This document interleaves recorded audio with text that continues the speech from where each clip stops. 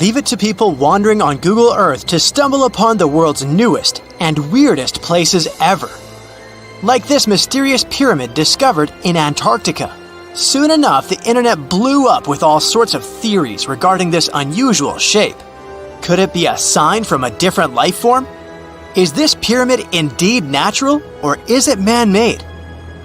For starters, it's not the first time we've discovered a pyramid in the Antarctic. The first one was observed by the British Antarctic expedition in the 1910s and kept secret for a long time. Its discovery being kept hidden only added to the mystery.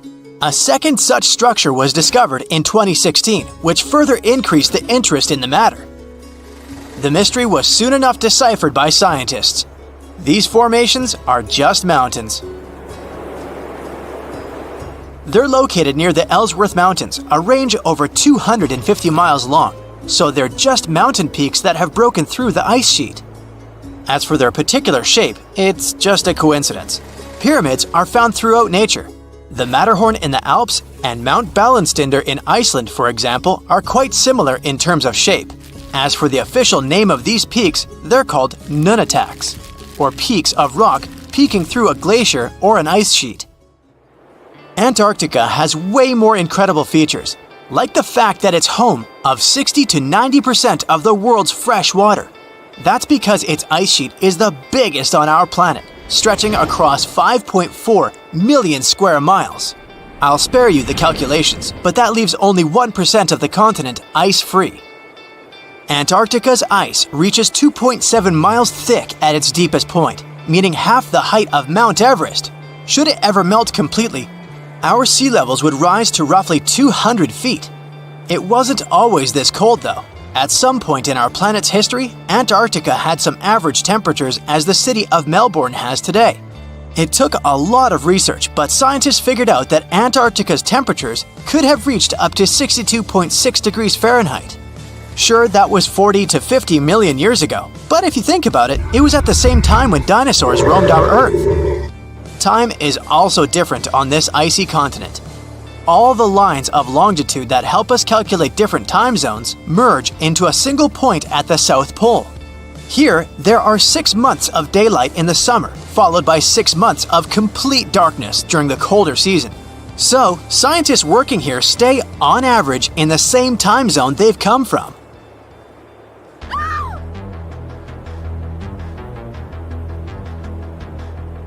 The Bloodfalls aren't a chapter of a thriller movie. They are merely a series of waterfalls located in one of the driest regions of Antarctica. They emerge from an underground lake filled with a special type of bacteria. These little organisms use sulfates as fuel instead of sugars, which makes them very intriguing for scientists. The water contained in this lake is so full of iron that it basically just rusts when it meets air. So, the reddish color of the waterfall also gives it its trademark name. The megalodon was the largest predator ever known in our planet's history. In terms of its location, the megalodon lived practically in all waters on our globe, except near the poles. The reason why there are no megalodon teeth found in Antarctica is probably because the gigantic creature was adapted to only warm tropical and subtropical waters. If you plan to visit Antarctica by boat someday, just know you might not get there on a non-metallic boat. The hull of your transportation device must be made of either steel or aluminum to withstand the harsh weather conditions here. Antarctica isn't home to a lot of bugs. In fact, there is only one true species of insect that calls this place home. It's a wingless midge called Belgica antarctica. This fly is so tiny that it only reaches 0.08 to 0.23 inches long, but it's still the Antarctic's largest terrestrial animal. A lot of Antarctic fish also come with an antifreeze substance in their blood. They don't necessarily need it for protection against the cold temperature, but mostly against touching ice. These antifreezes are made up of large glycoprotein molecules. They surround any small ice crystals that may form, making sure they don't spread through the animal's tissues, which could cause a lot of damage.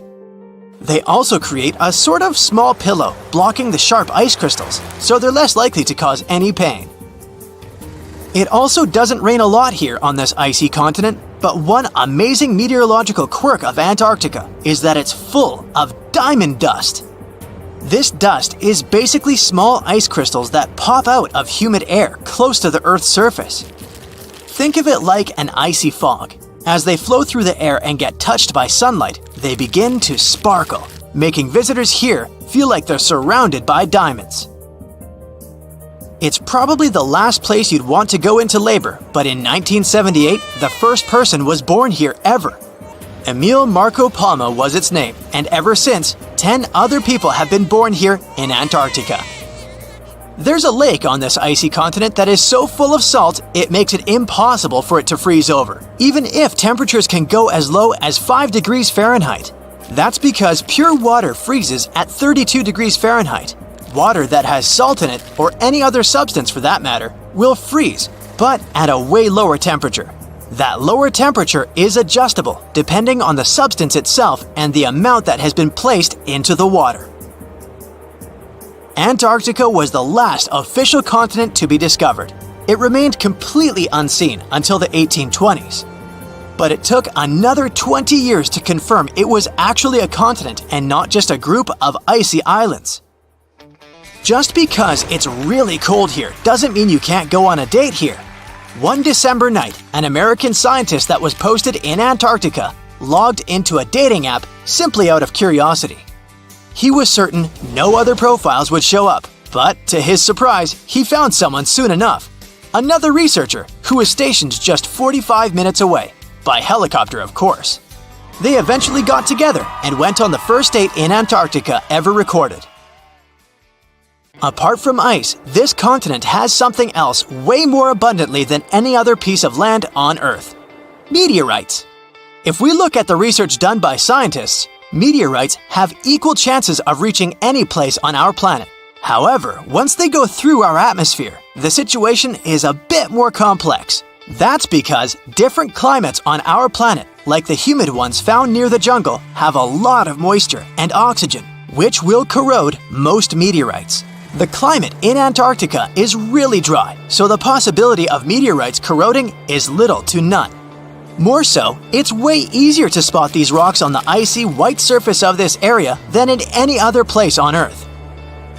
If you're not scared of the cold, you'll surely freak out when you hear about the winds here. That's because Antarctica is for the most part the windiest place on Earth. Wind speeds have been reported here to reach even 200 miles per hour. Phew! This summer has been turning up the heat like never before. We feel like roasted marshmallows on a sizzling grill. Yes, the world is getting hotter, but some regions have always fought with high temperatures. It turns out people had some inventions to keep themselves cool in ancient times too. Some of them are still functioning, even 3,000 years later. Let's take a look at how people saved themselves from heat throughout history. So, put an ice cube into your cold drink and get ready to hear how people survived the heat. Speaking of ice cubes, do you know that the Persians made an ice storage system? In the deserts of ancient Persia, people had an out-of-the-box idea about how to prevent their food from turning into a melted mess. These ingenious Persians stumbled upon a physics trick that allowed them to create ice in the middle of the desert. They called these cool structures yakhchals, which basically means ice pits. These ice pits were not your ordinary coolers. They were like secret underground fridges. They looked like dome-shaped mud brick structures on the outside, but inside, it was a whole different world. These ice pits had an evaporation cooler system that worked like magic. At night, when the desert cooled down, Persians made use of the radiative cooling effect. They set up cleverly designed trenches to hold thin layers of water. The water froze, defying the desert heat. Then there were underground square storage areas. The Persians collected the melting ice water from these cooled trenches, and during the night, they froze it again, making the most of the desert's natural chill. To add to the cooling effect, they built a wall to shade the storage areas from the hot midday sun. And that's not all. They had this fantastic wind-catching contraption called a badger that caught the breeze and directed it right into the ice pits. Fresh air plus ice. Cool breeze. A winning combo. They even had intricate water channels called qanats to bring water to the ice pits and homes all the way from the nearby mountains. As time passed, these yakhchuls faded into history and modern technology took over. But hey, there's good news too. Some awesome folks in Iran are restoring these ancient coolers. So, if you ever find yourself in the desert, don't forget to pay a visit to these marvelous places and witness the genius of the ancient Persians firsthand. Now, I want to focus more on the wind catchers because they don't just help make ice cubes. They actually function as a cooling system as well. Back in the day, those clever architectural wonders were all the rage in places like Persia, modern-day Iran, Egypt, and the Middle East. Imagine tower-like structures with openings at various levels strategically placed to harness the power of nature's breeze. These openings were like magical portals for the wind. They captured those refreshing gusts and guided them right into people's living spaces. Basically, they were natural air conditioners. The breeze would gracefully flow downward, cooling the ground as it danced through the building. The secret sauce lies in the details. The tower's height, the number of sides, the openings, and the positioning of the interior blades. Everything plays its role in how efficiently the wind towers work out. Thanks to these wind catchers, ancient societies could enjoy comfy indoor temperatures without sweating. Can you imagine living in those times? Feeling the gentle breeze whisking through your home, keeping you feeling fresh and chilled out? The Persians are often credited for inventing these awesome wind catchers. But hey, don't forget about Egypt. There, you can find traces of similar structures dating all the way back to 1300 BCE. Yes, the invention of wind catchers may have occurred in ancient Egypt, but Yazid in Iran is the city with the largest number of wind catchers. People wouldn't have been able to live there without these ancient ACs because there was almost no rain in the area throughout the year. Now, let's look at these perforated double-skinned exteriors. Imagine dressing up a building with a fancy perforated screen. It's like giving its exterior a stylish makeover while keeping things chill inside. This genius technique, firstly, scatters the natural daylight, so no harsh sunbeams to blind you. The screen also offers shade like a pro, giving the building's interior a much-needed break from the blazing sun. Think of it as a natural sun hat for your home. Placing this screen about 4 feet away from the outer walls creates a breezy, dreamy hallway for fresh air circulation. And hey, they add a touch of elegance to the building too. These structures are sometimes called jali. Jaipur, India, for example, has an average daytime temperature of about 100 degrees Fahrenheit.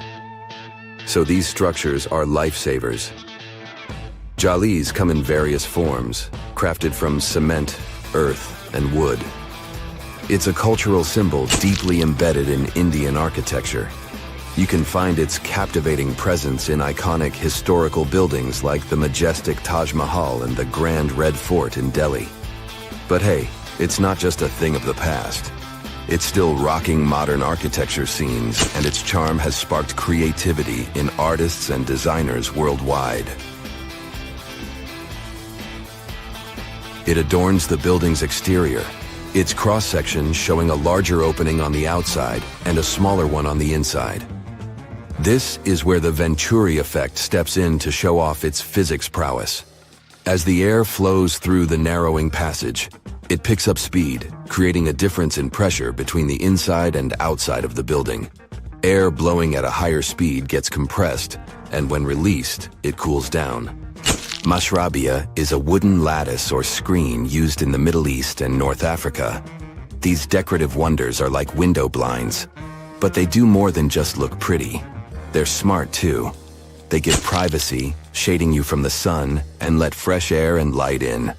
Some people also add clay pots filled with water, sand, or damp straw to their designs. As hot air breezes through the holes, it also passes through the pot's porous surface. The moisture inside evaporates, cooling the air. This is a perfect low-cost technique for hot and dry climates. It's eco-friendly, and there's no need for electricity. Now, let's fast forward to today. Designers are getting creative, mixing traditional wisdom with modern tech. At the Al Bahar Towers in Abu Dhabi, they've got it too. Picture over 2,000 hexagonal panels that dance with the sun's movement, providing shade to the building's interior. Water evaporation was another secret weapon for ancient people. Simple, yet super effective. Plus, ancient Egyptians hung wet mats and curtains in doorways. When the air passed through them, it cooled down, providing a relief from the scorching sun. Ancient architects were the masters of maximizing airflow. They knew how to cross-ventilate and let hot air escape while inviting cooler air to the party. Speaking of ancient Rome, bathhouses were the place to be back then. It was like a community hub. People gathered to chat about politics, play sports, and, of course, take a relaxing dip. The frigidarium was the cool spot in Roman baths. After a steamy soak in the caldarium, Romans dashed to this giant pool to chill out. Then in some places, like Cappadocia in Turkey, people went underground to hide from the heat. They carved cozy dwellings in volcanic rock, harnessing the Earth's natural cooling powers. So the lesson here is simple. Architects and designers can create wonders by combining local traditions with smart tech. California's Death Valley boasts the highest officially registered temperature to date, with 134 degrees Fahrenheit in 1913. Meanwhile, Africa's sweltering record stands at 131 degrees Fahrenheit in Kebili, Tunisia, as noted in 1931. In Europe, the highest temperature ever documented reached almost 120 degrees Fahrenheit in Sicily in August 2021. Then, in 2022, the UK had the hottest summer of all time. We're in Siberia. It's so cold here that freezing gusts of wind are burning your face. All that white snow seems to be blinding you. This place resembles Antarctica because of the permafrost. Recently, a group of scientists researched one of the local rivers. With the help of a drilling rig, they extracted several samples of frozen soil. The scientists were shocked to find living creatures inside the ice. Later in the laboratory, they realized that the creatures were microscopic multicelled organisms known as bdelloid rotifers. These creatures looked like little worms. Scientists knew that these worms could live in frozen conditions for up to 10 years. But the age of the rotifers found in the ice was about 24,000 years. And after defrosting, they began to reproduce, as if they had been sleeping for several hours, not thousands of years. Further analysis showed that these organisms could stay frozen for hundreds of thousands of years. The rotifers might have lived during the time when people didn't invent the wheel yet. And this isn't their only superpower. Bdelloid rotifers are among the most radioactively resistant animals on Earth.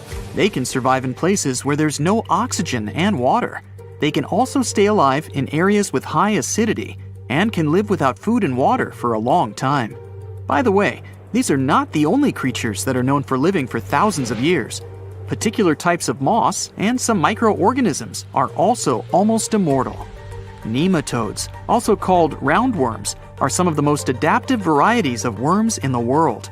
Imagine the Eiffel Tower standing tall and proud. And now, let's make it 10 times higher and place it underground. Exactly at this depth, many thousands of feet under the surface, scientists discovered these creatures. There's no sunlight and almost no air in this place. And since it's much closer to Earth's core than the surface of our planet, the temperature here is higher than in the middle of the hottest desert. Millions of tons of soil above create insane pressure. But all this couldn't prevent life from developing here. When roundworms run out of air, food, or when the temperature becomes too high, they get into a unique state of stasis, or deep hibernation. In this mode, the worm's metabolism slows down, and almost all the processes in their bodies stop. The creatures can sleep for a very long time, and only wake up when the environment becomes more livable. By the way, you don't have to go so deep underground to find these creatures. Nematodes are found all over the world. They can live in hot springs, deserts, high in the mountains, among the harsh ices of Antarctica, or inside animals and humans. Our next invulnerable creatures are tardigrades, also known as water bears. These are microscopic, 8-legged invertebrates closely related to arthropods. It's impossible to see them with the unaided eye. But a conventional microscope will allow you to see tardigrades in detail. They look like minuscule bears. They're called water bears because they need a thin layer of water around their bodies at all times. It's necessary to prevent dehydration. Tardigrades have been found in all kinds of environments, from ocean depths to sand dunes. They're incredibly robust thanks to their unique organism structure. Yeah, they look soft, but their body is covered with a tough cuticle. This coating resembles the exoskeletons of grasshoppers, mantises, and many other insects. Water bears shed their old layer of the cuticle when they need to grow. Each of their 8 legs has 4 to 6 claws, which helps them cling to any surface. The bears can survive at a temperature that's almost 3 times as cold as the temperature in the ice of Antarctica. Heat doesn't harm them either. They have been proved to survive at the temperature that makes water boil. Also, water bears are not afraid of radiation and high pressure. In the depths of the ocean, pressure can destroy alloys of the strongest metals, but these creatures can withstand pressures 6 times greater. But the coolest thing is that they can live in the vacuum of space. Our planet has a magnetic field. This is a shield that protects us from solar radiation. Tardigrades don't need this protection. They can go into near-Earth orbit and come back unharmed, all thanks to a protein protecting their DNA from ionizing radiation. Like other immortal organisms, water bears can fall into a state of cryptobiosis. Tardigrades pull their head and legs inside their bodies and fall asleep. If the surrounding conditions suggest freezing, drying out, or experiencing a lack of oxygen, they will remain in this barrel form until the situation improves. So those are microscopic organisms and microbes that can only be seen through a microscope. But how about something bigger? Meet ironclad beetles. They live in the southwestern US and Mexico. These insects cannot survive high temperatures, live without oxygen, or in conditions of increased radiation. But their shells are so tough that they can only be pierced with a drill or hammer. Their durable exoskeletons are made of a special substance, chitin. It can also be found in the armor of crabs or shrimp. And still, the chitin of the ironclad beetle is so durable that it allows this creature to withstand the impact of a car moving at high speed. In times of danger, they can hide their whiskers and strong legs in special recesses in their shell. Other animals can't bite through the armor, so they spit the beetle out and leave to look for lunch somewhere else. As soon as the danger disappears, the bug stretches out its legs again and goes about its business. Also, the armor saves the beetles from dehydration, which is very useful in hot areas of Mexico and the southwestern US. Inside the exoskeleton, they can store moisture. In other words, these bugs can absorb water whenever they find it and transport this liquid inside themselves. The next creatures are incredibly fragile, but they know how to survive in places where almost no other animals can live. We're going to the southeast of Romania, near the Black Sea. Here, on a desolate wide plain, you can notice a pit. This is a mine leading deep underground. The air on the surface of our planet usually contains around 20% oxygen, but in the mine, it's only 10%. Inside the cave, the air also has an increased content of hydrogen sulfide and carbon dioxide. People can't breathe there without an oxygen tank. We can probably say that the water and air there are poisoned. Almost no animals would be able to survive here. Still, 48 species of living organisms have been found in this cave. 33 of them are newly discovered species. And they aren't the only microbes or bacteria that can't be seen without a microscope. Something bigger lives here. Strange white snails crawl over the walls of the mines. Transparent shrimp and a bunch of unknown kind of leeches swim in the water. White centipedes with huge whiskers and creepy white spiders run on the ground. And they all have been growing here for almost 5 million years. You might notice a water scorpion and another unidentified species of this animal. It doesn't look like its relatives living in hot sands or tropical forests. No living creature here looks ordinary at all. All animals are either white or transparent. They have no eyes, but are equipped with long paws and antennae whiskers that help them navigate in this dark space. The deeper you go into the cave, the less oxygen the air contains. But the number of living organisms is increasing. The air is filled with methane and carbon dioxide. All the inhabitants of this cave have never seen the light of the sun and have never gone out of the darkness. It seems impossible to survive in such conditions where plants don't produce oxygen. The answer to the question of their survival is hidden in a small lake. The surface of the water is covered with strange foam. If you look closely, you can see that this white substance is alive. It resembles soft, wet paper that is easy to tear. The thing is billions of living organisms, bacteria called autotrophs. There's much more carbon dioxide in the cave than there is outside, and these bacteria, like plants, absorb it. But they don't do this with the help of photosynthesis, which means they don't need sunlight. They use water for chemosynthesis. What these bacteria secrete is food for other bacteria, and these other bacteria are food for bigger creatures. A unique food cycle that you can't find anywhere else on the planet only exists here. You take off from Earth and park your spacecraft somewhere near the moon. You're now almost 240,000 miles away from your home planet. That's almost 100 widths of the United States. Now you take out a giant hammer and an enormous chisel using the robotic arms of your spaceship. You place the chisel at the Earth's North Pole and strike its head with the hammer. Earth splits open like an eggshell, and you see it, another planet. It's Theia, and it's hiding inside our planet like a yolk in an egg. You'd need to go back in time 4.5 billion years to find out how it got there. This beautiful nebula will soon become our solar system. Colored dust and various space debris are slowly coming closer toward the common center. Soon this jigsaw puzzle of debris becomes too heavy and dense. The temperature inside the giant is rising. Soon it gets so high that it triggers a nuclear chain reaction.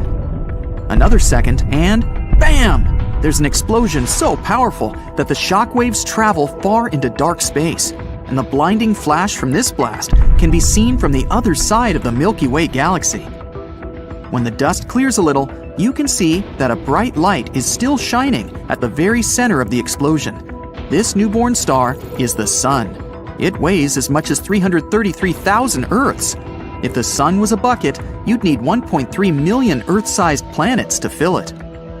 You're interested in a small object over there, 93 million miles away from the Sun. This pile of rocks and hot lava is Earth.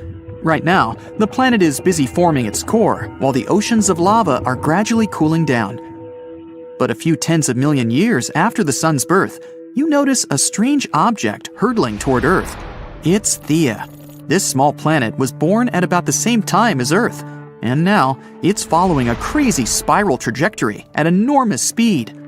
Scientists believe Theia was kind of a ball Jupiter and Venus played with. Venus was pulling Theia in one direction, then Big Brother Jupiter pulled it back.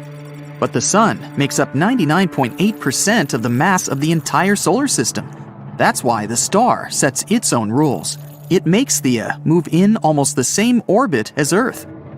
So they inevitably come closer and closer to each other until they become next-door neighbors. We see that Theia is the size of Mars and as wide as the Atlantic Ocean from New York to Portugal. A collision can't be avoided. Theia is traveling toward Earth at nearly 9,000 miles per hour. That's 11 times faster than the speed of sound. If the smaller planet crashes into Earth at a particular angle, Earth will most likely be torn apart, as well as Theia itself. The collision will cause a huge blast, visible on other planets even on a bright day. Nothing will be left but some burning dust and debris. Even if Theia touches Earth only lightly, it'll still knock out a chunk of our planet the size of Australia. But the collision with Theia happens at a perfect 45-degree angle. It strikes the Earth at tremendous speed. The explosion literally vaporizes huge amounts of rock, and the shockwave sends the remaining debris into Earth's orbit. A huge crater is formed at the impact site. Soon, it gets filled with boiling lava. The remnants of Theia and the ejected fragments of Earth begin to orbit our planet. According to one version, These fragments form two moons. At first, they travel together, but one day they get too close to each other and collide, forming one large space body. The other theory claims that all the shards start being pulled by the remnants of Theia. Sometime later, they form the moon as we now know it. At that point in the past, though, it's just red-hot rock and lava. The collision at this angle slightly tilts our planet and accelerates its rotation. It's because of Theia that we have different seasons and 24 hours in a day. Earth has lithospheric plates. These are enormous solid pieces that make up the crust of our planet. After the collision with Theia, they start to break and crack. It causes carbon, a primary component of all known life on Earth, to start moving all over our planet. So, Earth gets some kind of metabolism. After a few 100 million years, the first living creatures start to appear on our planet. Over nearly 4 billion years, simple single-celled organisms have been evolving into the life you see today. According to scientists, such a collision is a very rare event. The probability that somewhere out there, there's a planet like ours that has survived the same catastrophe is extremely small. This may be the reason why we are yet to find traces of other civilizations out there in space. Meanwhile, the remains of Theia are still here on Earth. Of course, it doesn't look like an entire planet stuck inside our own. Most of the fragments have melted and blended into the Earth's crust. If you take the top layer off our planet, you'll see two huge lava blobs the size of entire continents. They're right below Africa and the Pacific Ocean. Presumably, these are the remains of Theia. They didn't mix with Earth's mantle because of different densities. It's like mixing water and oil in a glass. The oil will always float up over the water and create an even layer on top of it. But if you raise those lava patches up to the surface, they'd be 100 times higher than Mount Everest. Other remains of Theia might be on the moon. The Apollo space missions brought back many soil samples for analysis. Scientists have concluded that the moon is very similar to Earth in structure. People could drill deep down and take samples there. Then they'd analyze the blobs from Earth. If their structure matched, it'd be 100% proof that Theia did hit Earth 4.5 billion years ago. And that's how we got the moon. But for the time being, Theia remains somewhat mysterious. Scientists are still not sure that the planet actually existed. The whole idea perfectly fits the model of the moon's creation. But in fact, this incredible collision may have never happened. Hop on the bright side of life together with our brand new tees, hoodies, and more. Click the link to pick your choice. Now you travel 41 light-years away from Earth to the planet 55 Cancri E. It's about twice the size of Earth and 8 times heavier. You take out your giant hammer again and use it to hit the chisel. The planet cracks, and you see it's a giant diamond. The temperature on this planet is tens of times higher than that of Earth, and its soil is rich in carbon. The heat puts a lot of pressure on this carbon. Its structure changes. First, it turns into graphite. Some more pressure, and graphite turns into diamond. On Earth, diamonds form at depths below 60 miles, where the pressure is 50,000 times greater than on the surface. The temperatures there rise over 1,000 degrees, which is as hot as fire. Diamonds are ejected closer to the surface in volcanic eruptions. Still, people have to dig mines 1,500 feet deep to find these beautiful gems. The Golden Jubilee diamond is the biggest cut and faceted diamond on Earth. It weighs as much as a chocolate bar and is the size of a hamster. Its price is about $12 million. Now imagine a diamond the size of an entire planet. You decide to fly back to the solar system. Your destination is Jupiter's moon, Europa. It's as wide as the distance between Seattle and Houston, and its mass is less than 1% the mass of Earth. Its surface is enclosed in an icy crust. It's about 19 miles thick. But what if you crack this crust with your giant hammer? Wow, Europa is completely covered in water. It's freezing here, 3 times colder than at the North Pole on Earth. The water turns into ice almost instantly, but the ocean beneath the surface is still liquid. Europa interacts with Jupiter gravitationally, just like the moon with Earth. This creates tidal forces and heats Europa's core. The core melts the ice around it. The result is a huge ocean, 2 to 3 times larger than all of Earth's oceans combined. Scientists believe that water is the basis of life. It may mean that life may exist on Europa. There could be thermal springs, just like at the bottom of our oceans. The water there is probably much warmer, and even though the pressure and temperature in such places are likely to be extreme, simple bacteria may live there. Europa is almost the same age as Earth. This means there has been enough time for living organisms to appear and evolve. Who knows? Maybe some advanced civilization is already blooming under this crust of ice. They may be building big cities and dreaming of conquering space right now. But the only thing people can do at the moment is send a probe to Europa and find out if life is possible there. On October 30th, 1759, the inhabitants of the Middle East were jolted awake by an earthquake. Cracks appeared in the walls of their homes, roofs began to crumble. People ran out of their homes and gathered in open areas. But because of strong shocks, they kept losing their footing and falling. A month later, there was another earthquake, but it turned out to be even stronger. Trees broke, houses collapsed, deep cracks appeared in the ground. The disaster lasted for 2 minutes. Oases, roads, and cities were destroyed. Incredibly, Baalbek's ancient buildings withstood earthquakes. Some historians state that this majestic and mysterious place was built during the Roman Empire, but many researchers disagree. Whatever the truth is, the city is one of the main archaeological phenomena of humankind. The most amazing building of Baalbek is the Temple of Jupiter. The inhabitants of the Roman Empire believed that Jupiter held power over lightning and thunder. The building looked like a platform with 54 columns. A massive roof rested on these columns. Today, you can only see 6 70-foot-high columns. Each of them consists of 3 sections and resembles a pencil. The cores of these pencils were made of lead. This made the columns exceptionally strong. Each of these pieces of stone weighed an incredible 80 tons. That's the weight of 35 Ford Explorer SUVs. Look, this is the largest block in the Great Pyramid of Giza. But compared to the blocks from Baalbek, it doesn't even look that impressive. The foundation under the Temple of Jupiter was preserved. That's how specialists figured out it consisted of about 25 monolithic stones, weighing 450 tons each. It means that the blocks from Baalbek weigh almost 4 times more than the blocks from Egypt. There are 3 more enormous limestone blocks in the foundation. They weigh 800 tons each. This is more than twice the weight of a Boeing 747 plane. Ancient builders must have had a hard time carving such giants from a piece of stone. And after that, they also had to pull them to the construction site and lift them to a significant height. Repeating these logistics would probably turn out to be a nightmare for present-day builders. To do this amount of work, they would need modern equipment. But Baalbek's constructors didn't have trucks, cranes with circular saws, or electricity. How did the builders of the past manage to do this?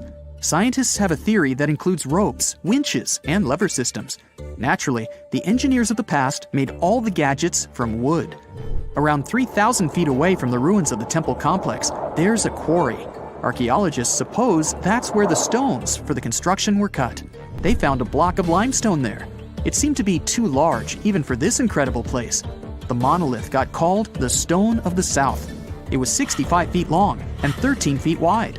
The ancient builders didn't have time to completely separate it from its mother rock. A group of scientists from Austria estimated that this piece of limestone weighed more than 1,000 tons. That's like 3 Boeing aircraft or 160 African elephants. There was another surprise awaiting the archaeologists near the Stone of the South. It was the second monolith that weighed more than 1,200 tons. But the ancient builders didn't stop at that. They continued to work. In 2014, in the same quarry, German archaeologists unearthed a block that weighed 1,650 tons. No one has figured out yet why people of the past needed a piece of stone that weighed as much as 125 school buses. It's also unclear how they were going to move this giant and why they didn't finish the job. In any case, this third monolith is the largest processed piece of stone in human history. There are more questions than answers. Some researchers believe that people of the past had high-tech equipment. Others don't think so, but are eager to understand how the builders managed to move those stones. There's a huge number of ancient buildings and artifacts on the planet. Lots of them make researchers scratch their heads. Near the Pyramid of Djoser in Egypt, archaeologists have found a network of tunnels. This place is called Serapeum. It contains 24 sarcophagi, weighing from 70 to 100 tons. The giant boxes are carved from a single piece of granite and covered with heavy lids. The sarcophagi are perfectly symmetrical. To the touch, their walls are as smooth as glass. Even with the current level of technology, this is very difficult to do. But the ancient Egyptians managed this feat. The Lycurgus cup is a priceless artifact and example of ancient nanotechnology. It's made of glass that can change its color. If you put a source of light in front of the cup, it turns green. If the light is behind the goblet, it becomes deep red. In this case, the figure of Greek king Lycurgus turns pale purple. Scientists understood how this color change worked only at the end of the 20th century. Through microscopes, they saw nanoparticles of silver, gold, and copper. They had been added to the glass matrix. Thanks to this, you can observe a color change called dichroism. Interestingly, the gold and silver were grounded into a fine dust. It's almost impossible to do this by accident. Most likely, the ancient experts knew for sure what they were doing. Bolivia has a curious place called Puma Punku. It looks as if an ancient giant played there with an enormous construction set. And after the game, they forgot to put the pieces back into the box. But there are no giants, and the huge stone blocks were carved by ancient builders over 1,500 years ago. Some of the rocks weigh 100 tons. The blocks were brought to an altitude of almost 13,000 feet above sea level from the quarry 60 miles away from the construction site. There's no forest in that area. This means the builders couldn't use trees to make wooden rollers. The monument belongs to the Inca civilization. Scientists are sure they didn't know anything about wheels. In 1992, the inhabitants of a Chinese village decided to drain a pond. Their ancestors had been using it to wash clothes and catch fish for hundreds of years. They kept pumping the water out for 17 days. At the bottom of the reservoir, they made an unexpected discovery. The villagers saw an entrance to a cave going down to a depth of 100 feet. The incredible find was named the Longyu Caves. Unknown builders carved out 320,000 square feet of galleries. There are separate rooms, bridges, pools, and columns that support the ceiling. The walls of the cave are covered with strange carved lines and patterns. Scientists haven't found any information about who built the caves and why they did it. The construction technology also remains a mystery. Antonio Stradivari lived in Italy in the 18th century. He created musical instruments. More than 600 of his works have survived to this day. 500 of them are violins. One of the instruments was sold at auction for $16 million. The violins made by this master sound clear and deep. Researchers can't understand why Stradivarius instruments produce such unique sounds. Perhaps it's all about the varnish the master used to cover the violins. The answer may also lie in the wood the instruments are made of. In those days, Europe had a cold climate. Because of this, the wood became denser, and the instruments made of it sounded especially pleasing to the ear. In the Indian city of Delhi, there's a 23-foot-high pole. It weighs 6.5 tons and is made of 98% wrought iron. The 1,600-year-old pillar has no signs of rust or decay. Scientists believe that the monument is so well preserved thanks to the dry weather and the chemical composition of the metal. It might be resistant to corrosion. And still, researchers don't know how the blacksmiths managed to make an iron pillar that's not afraid of rust. It seems like a tough feat, even for modern metallurgists. The Al-Nasla rock is divided into two parts by a perfectly straight slit.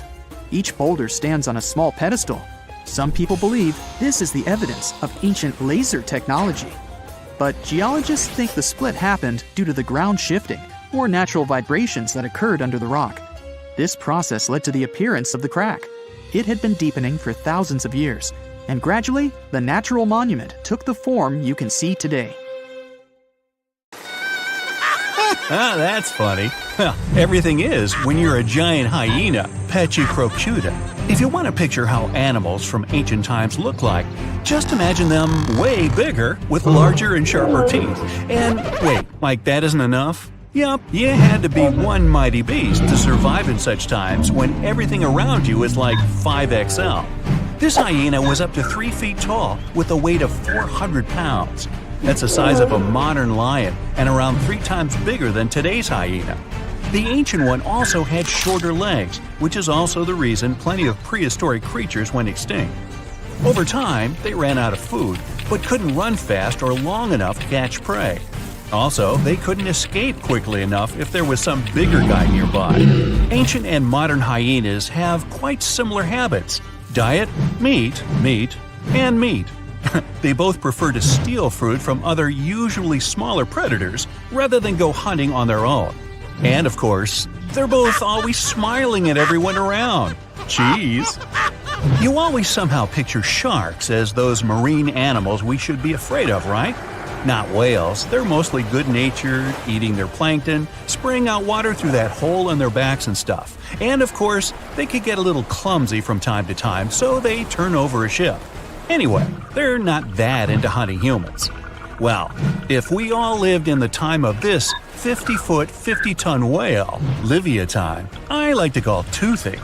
Let's just say going to the beach would never be the same. The beast weighed like 6 elephants and was longer than a truck. Oh yeah, about that Toothy thing? This whale had teeth longer than your palm and a quite refined hunting instinct. So it went after all marine animals, including other whales too. Its only rival was the megalodon itself, the only biggest and scariest shark that ever lived on our planet. Okay, of course, this list is full of giant and dangerous animals with extra sharp teeth who you're certainly glad they went extinct. But there's also some close relative to a human ancestor here too. Hello, distant cousin? Paranthropus. So our cousin P had a big brain, well, at least for those times, and good reflexes, which is why they could defend themselves against some bigger and less brainy creatures that were after them. They mostly ate plants, roots, nuts, soft fruits, young leaves, probably insects, and seeds. They were around 5 feet tall and 150 pounds in weight. Not that big compared to other prehistoric mammals, but still big enough to survive those tough times. Way to go, P! The next one is, yes, I'm very happy these things went extinct, prehistoric mammal, Gorgonopsia. They were something between mammals and reptiles with, of course, very, very big 5-inch saber-like teeth, an 18-inch long skull, and the size of a modern bear. At their beginnings, these guys were really small, no bigger than a dog. After a while, evolution did its thing and turned them into the biggest carnivores of their time, which was over 250 million years ago. I wasn't around then. Scientists still don't know if they had clear skin, fur, or scales, but they do know these beasts had rather long legs compared to the rest of their body, which means they could run much faster than many other animals from those times. Andrewsarchus, or Andy, my nickname for it, is everything you would attribute to today's predators, such as tigers, wolves, or hyenas. Only a bit more intimidating version, of course, with extremely sharp teeth. Who would have thought the biggest meat-eating mammal that ever lived is actually a part of the family where pigs, camels, and antelopes came from? It had the size of a modern bison, with a weight of at least half a ton. Andy wasn't that picky with the menu, so it went after most other animals that lived back then, which was around 40 million years ago. It seems ancient times were those where tigers or some other predators were afraid of pigs, unlike today. Yup, step back, Terminator pig, Entelodon, is on its way. Okay, research actually showed they were more like hippos, whales, and its cousin Andy. But this cool nickname has already been given, so we can't go back. Early Terminator pigs were no bigger than today's swines, but they grew to become cow-size over time. They also had short snouts, but a couple of million years later, evolution decided that's not scary enough and made their lower and upper jaws much longer. Oh, and they got an even sharper set of canines, a special How to Creep Your Rivals edition. Whew! Finally, an ancient mammal we don't have to be afraid of. Well, at least if we're not in its way, because if this giant accidentally stepped on you, squish. But at least its menu consisted of plants, so we would be safe at some point. Let me introduce you to the gentle giant Thunder Beast, Brontotherium. It had quite a sturdy nasal horn, weighed 3 tons, and was 16 feet in length, which is bigger than a modern rhino. The size, unfortunately, didn't help it much. Andy was always just breathing down its neck, preying at it and its companions. Such a list definitely can't go without the menacing saber-toothed cat. Around 4 feet long, 100 pounds, agile, completely capable of hunting in coordinated packs. But you know cats, they like to brag about the catch they got on their own. That's our Megan, Megatherion. You can find her and her companions all over the world, in Europe, Asia, North America, and Africa. Now, we often think all big cats are into running after their prey, but Megan wasn't built for speed at all, nor did it sprint after her prey like some other cats. No, she preferred to wait for the prey to get closer. She would choose a good spot, climb up some tall tree, hide, and simply chill. After a while, some innocent herbivores would go there to drink some water, and bam! Surprise! Megan's down. Her hunting style is something we see in leopards today. Teeth were her main weapon, so gotta watch out for those big upper canines. Oh, finally a name I can more easily pronounce, so I don't have to come up with my own. The giant short-faced bear. This beast could run up to 40 miles per hour. After it cornered its prey, the bear would rear up to its full height, 13 feet, so the poor animal knew nothing good was about to come. Cave bears usually prefer vegetables, but as far as this short-faced one was concerned, nah, meat is way better. It liked to hunt as well as collect what other predators would leave behind. Also, as far as is known, apparently no one ever asked this short-faced bear, "Hey, why the long face?" Leo, the prehistoric lion, Thylacoleo. Gee, sounds like a pharmaceutical. Anyway, 5 feet long, 200 pounds, insanely strong jaws, sharp teeth, long retractable claws, muscular body. Hey, it's me. No, not really. It also had a surprisingly powerful tail. Leo actually comes from the land down under, where ancestral kangaroos lived, and they also had quite strong tails to balance themselves. Okay, speaking of kangaroos, here's one small surprise: Leo's roots. You would think kangaroos, koala bears, and giant wombats were there just to live a happy life until they became someone's breakfast. But their family somehow raised an animal that looked like a saber-toothed tiger, but with bigger teeth. Yes, Leo, way to go, breaking the stereotypes. Leo was somewhere at the top of the food chain in his times, even though he had one quite strong rival, a giant monitor lizard, Megalania, or even some plus-size crocodile, Quincana. Okay, move guys, this is not a video about reptiles, wait your turn. Prehistoric age, dinosaurs ruled all over the region, making a mess, while other animals shiver in fear and hide from them. Hey, not so fast, dinos! There's Mr. R, Rapenomamus, a mysterious mammal that decided to stand up to the authorities. He showed up 130 million years ago and was a badger-like 3-foot-long animal. Doesn't sound much compared to the T-Rex and bigger dinos, but was way bigger than some of those feathery dinosaurs from the same time. Not only that, he would eat them. We don't know how exactly, but let's just say Mr. R had his own ways. I'm guessing it was for breakfast. The ancient Indian texts mention beautifully decorated chariots or entire palaces called vimanas that could take off and, in a matter of seconds, fly away as far as space. Some people believe these vimanas only existed in Indian mythology, but it's also possible that they were based on a real technology that had been lost over the centuries. According to the Vedas, ancient Indian religious texts, there was the elephant vimana with several engines and many other types named after animals and birds. There was one for local travel, one for visiting different countries, and one for traveling to the moon and various planets. They could develop a great speed. One vimana had the superpower of invisibility. Another one was shaped like a sphere and was built on the winds produced by Mercury. This vimana was said to generate an enormous ray like the sun and make noise like the storm's thunder. All the vimanas were unbreakable and perfect for attacks on foes.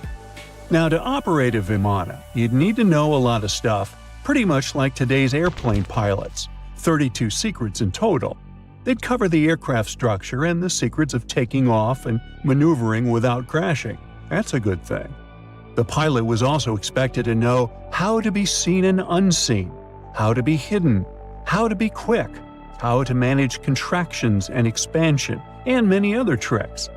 To hide the flying machine from foes, the pilot was instructed to move to the 8th atmospheric layer above the Earth and use the power of dark solar rays.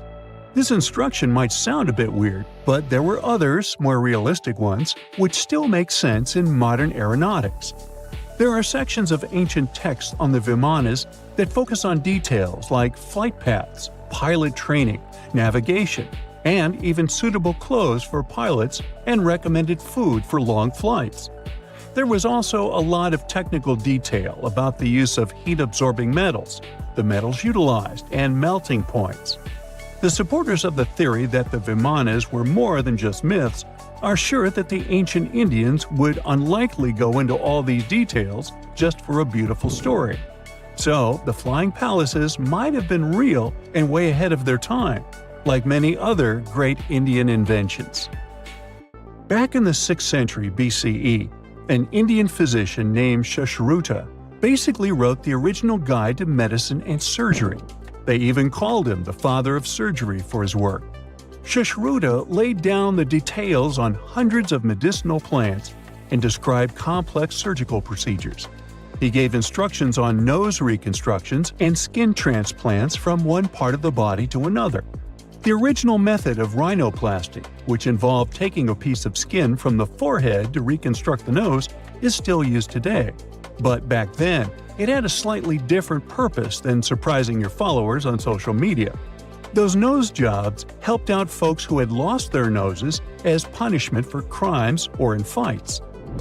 Now you gotta thank an ancient Indian math prodigy for the invention of zero. It might not seem like a big deal, but without it, we would have no binary system and no computers. People before the 5th century CE were only thinking about some sort of a sign to indicate nothing. The invention made addition, subtraction, and other mathematical operations a whole lot easier. You can see the oldest zero in existence carved in the wall of a temple in Gwalior, India. The Indus Valley Civilization was using rulers in 1500 BCE and earlier. Made from ivory, these rulers were found during excavations in what is present-day Pakistan and northwestern India. They were widely used in architecture with amazing accuracy. They had units corresponding to slightly over 1 inch that were marked with precise subdivisions within 5/1000ths of an inch. The next invention is more of a concept than a physical item. Standardization is all about setting the rules based on a bunch of people, things, or interests. One of its cool applications that we've all gotten used to is standard weights. Whether you're using pounds or kilograms, you need these universal measurements for weight, right? For this, we owe a big shout-out to the merchants from the Indus Valley Civilization who lived around 4,000 years ago. They were measuring everything from food grains to fancy luxury goods using these standardized weights. And their weights had decimal and binary mathematical systems going on. They didn't have high-tech gear, but they pulled off some serious precision using complex calculations and even sand for construction. Their art of standardization made its way to Persia and Central Asia, basically becoming the global weight-watching standard. So if yoga is your go-to exercise, you definitely have a personal reason to appreciate the ancient Indian geniuses. Over 5,000 years ago, during the rule of the Indus-Sarasvati civilization in northern India, yoga was first mentioned in the Vedas. Yoga was refined and shaped over the centuries until it grew into a massive teaching with over 200 sacred writings dedicated to this way of obtaining enlightenment. At the beginning of the current era, yoga got a new trajectory thanks to a Hindu writer who laid down a system of yoga in his text, the Yoga Sutras. It became a whole-body rejuvenation, a life-extending practice with poses that you are still doing on the mat today. Yoga has reached the Western world only in the 19th century, and it caught on like wildfire. Chess, the all-time top game for intellectuals, is also an Indian invention. Its ancestor was called Chaturanga, and it was a strategic board game that started gaining popularity around 3,000 years before the current era. This early Indian version of chess was played by 4 people, not 2, and had 64 squares. Each player had 8 pieces, ranging from pawns to kings, bishops to knights. And there was no standard 6-faced dice. They rolled with an oblong one. Players facing off were actually allies, forming 2 teams based on the direction they sat. Chess, that we know and love today, was first mentioned in ancient Indian literature in a legend. It said that the wife of a villain called Ravana had invented the game to amuse him. Now, the word shampoo comes from the Hindi word, which means to soothe or knead. The substance was invented in India in 1762 and was originally used for head massages, hence the name. The first shampoo was made of natural oils and herbs. British traders fell in love with the idea and brought it back with them to England. It took years for the original head massage oil to evolve into shampoo as we know it today, but it's still an Indian invention. Unlike the ancient Greeks, who wore animal skins, the Indians started cultivating cotton back in the 5th and 4th centuries before the current era.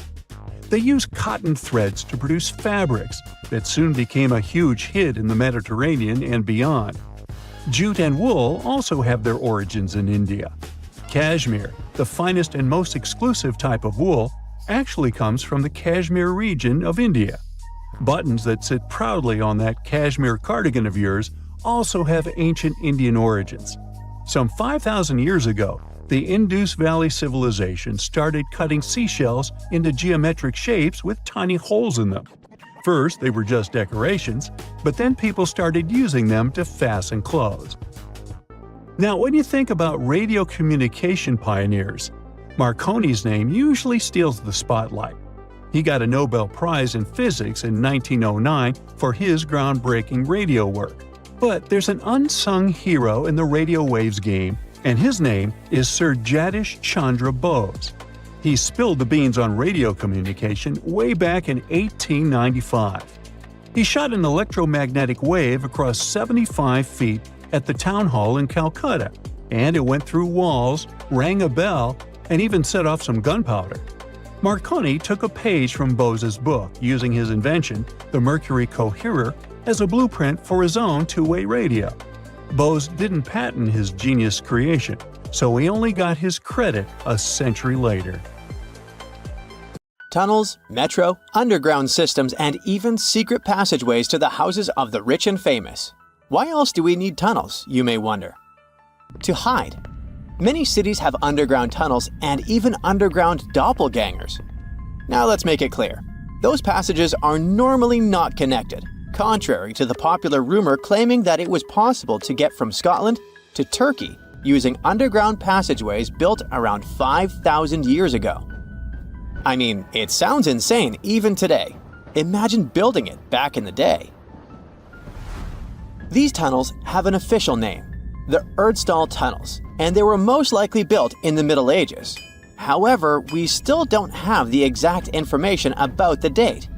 The highest concentration of those tunnels are in Bavaria, Germany, but there are many of them in Great Britain and France too.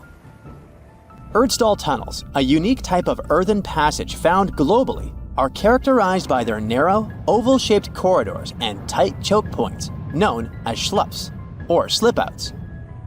Despite speculation, their purpose remains a mystery. However, some of those tunnels have fireplaces and even vents, which might mean those were used primarily for shelter. Dating back to the Middle Ages, possibly as early as the 12th century, Erdstall tunnels lack archaeological signs and historical records. So it's not a surprise that there are many rumors about their use. Some scientists are sure those were storage spaces, though their narrowness makes this impractical. Another idea is that they provided hiding spots for farmers during tribal raids. However, their single entry point raises doubts about their effectiveness in evading threats. Now, if you're feeling like Indiana Jones and want to venture into those tunnels, you're in luck.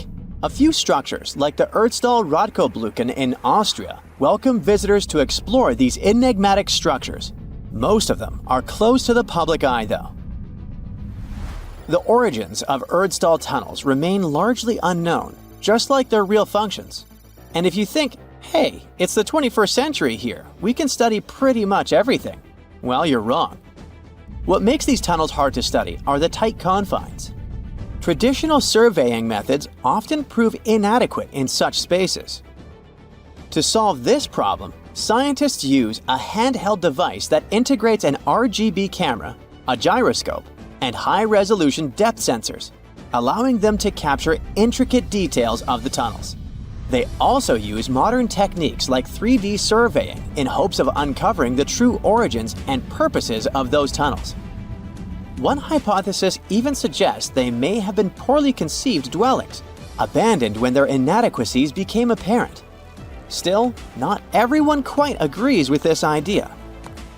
Other theories suggest they served spiritual purposes, while the most intriguing idea speculates that those tunnels may be remnants of extraterrestrial civilizations. Experts believe they may have been used for practical matters, such as granaries or hiding spots from looters. As we don't have exact info on who built it and when, it may be pretty much anyone, even a sloth. Nope, I'm not a lunatic. Sloths can build giant tunnels. Check this out. In 2009, a farmer in southern Brazil was driving his tractor through a cornfield when it suddenly sank into the ground. He quickly discovered he had broken through the top of an underground tunnel. When researchers came to investigate, they found a tunnel around 6.5 feet high and the same 6.5 feet wide, extending about 50 feet long right beneath the farmer's house. When they looked closer, they instantly saw deep claw marks on the walls. That was the proof the tunnel wasn't human-made. So that thing the farmer uncovered was a megafauna paleoburrow, a prehistoric tunnel dug by ancient creatures like giant ground sloths or giant armadillos from over 10,000 years ago. I know, it's hard to imagine those beasts, but let me help you. Take a hamster. Now, increase it to the size of an elephant. Don't forget, this 13-foot tall hamster could also walk on 2 legs. During their time, around 15 million to 10,000 years ago, many species of sloths and giant armadillos roamed the Americas, some even digging similar tunnels. Today, many of these tunnels are filled with sediment, though some remain clear, similar to the one the farmer discovered.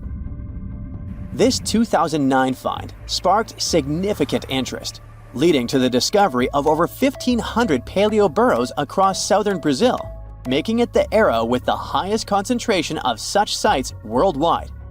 But no one knows exactly why there are so many of them in southern Brazil. While some paleoburrows exist throughout South America, none have been found in North America, which is weird since those huge sloths roamed the entire continent. The exact purpose of these large tunnels remains a mystery, but scientists believe they may have served as nursing spaces, temperature regulation, or hibernation areas. Tunnels likely developed over centuries as successive generations of sloths and armadillos expanded them. Now, let's take a look at fugus. No, not the Japanese fatal delicacy, and no, not a town in New Guinea. To see them, we gotta travel to the UK. So fugus are underground structures too, but they don't look exactly like tunnels. They are dry stone structures. They look as if a cave had been decorated with stones from the inside. There are only around 15 of them found so far, and most of them are located in Cornwall. According to the estimates, those tunnels were built about 2,400 years ago, and they're still in pristine condition, which is truly fascinating. I mean, back in the day, people had no cool machinery whatsoever, yet their structures still last. And if you dare to buy an apartment today, well, chances are you won't be too happy about the quality. Going back to our fugus, there's nothing extraordinary about their supposed purpose. They could be used for spiritual purposes, as a place to hide, or a food storage. The latest application, though, is a bit weird. I guess it's not a secret for anyone that England is famous for its excessive humidity. And if you want to store your food properly, you gotta avoid the humidity at all costs. Otherwise, say welcome to mold and fungi. But ancient people weren't dull-witted at all, or they wouldn't have survived, and you and I wouldn't be around now. So they might have adapted those fugus to store just some products, those that already had natural molds in them, assisting in the preservation of perishable food, like milk, butter, and cheese. But hey, those are just speculations. The true reason why they were built remains unknown. What makes fugus unique is that they are intentionally built tunnels, not just excavated mines like those in Wales. They were crafted by digging deep trenches, lining them with stone slabs, covering them with capstones, and then filling over them, all of which took significant time and effort. Still, no matter how hard those were to construct, cities around the globe are often built over intricate tunnel systems, each unique to its location. For instance, Paris is famous for its extensive underground quarries, which were abandoned years ago, but still pose a risk of collapse in certain areas above. London boasts one of the largest tunnel networks in the world, including many that were specifically created for military purposes. In New York City, there are rumors of secret tunnels, while Los Angeles has old tunnels from the Prohibition era used for speakeasies. Many other cities also have their share of enigmatic tunnels, and surprisingly, Florida is no exception. It happened in the year 2011 in Ybor City. Near a former post office, flooding uncovered something weird, a section of an unknown structure. Back then, people didn't pay much attention to that, so it took another 7 years to discover something truly fascinating. This historic neighborhood was founded in the 1880s, but it remained unknown until 2018 that it also has a hidden tunnel network. We only learned of it because of renovation work. The exact purpose, of course, is unknown, but most scientists are pretty sure that they serve to connect to early gaming spots and the port of Tampa. Figuring out how extensive the tunnel network is tricky. In 2018, a historic home in Seminole Heights revealed locked doors leading to tunnels from the 1920s. One local even said he traveled through a tunnel for 20 minutes. Rumors suggest some tunnels connect to the Hillsborough River and Ybor City. Research is ongoing, but no new info has emerged yet. We know that the ancient Egyptians were talented enough to build something as grand as the pyramids, but were they also smart enough to measure the speed of light? There's a theory circulating online that says exactly that. If you look at these two numbers, you'll see that they match completely. The first one is the speed of light in a vacuum measured in meters, and the second one is the latitude of the Great Pyramid of Giza. So, was it done on purpose, or is it just a coincidence? Well, happily, we can tell you that it's actually just a coincidence, not another conspiracy thingy. The Great Pyramid is just one of the many places in the world that share the same latitude. And more importantly, even if the ancient Egyptians had somehow measured the speed of light and chosen to keep it a secret from the rest of the world, they wouldn't have used meters to put it down.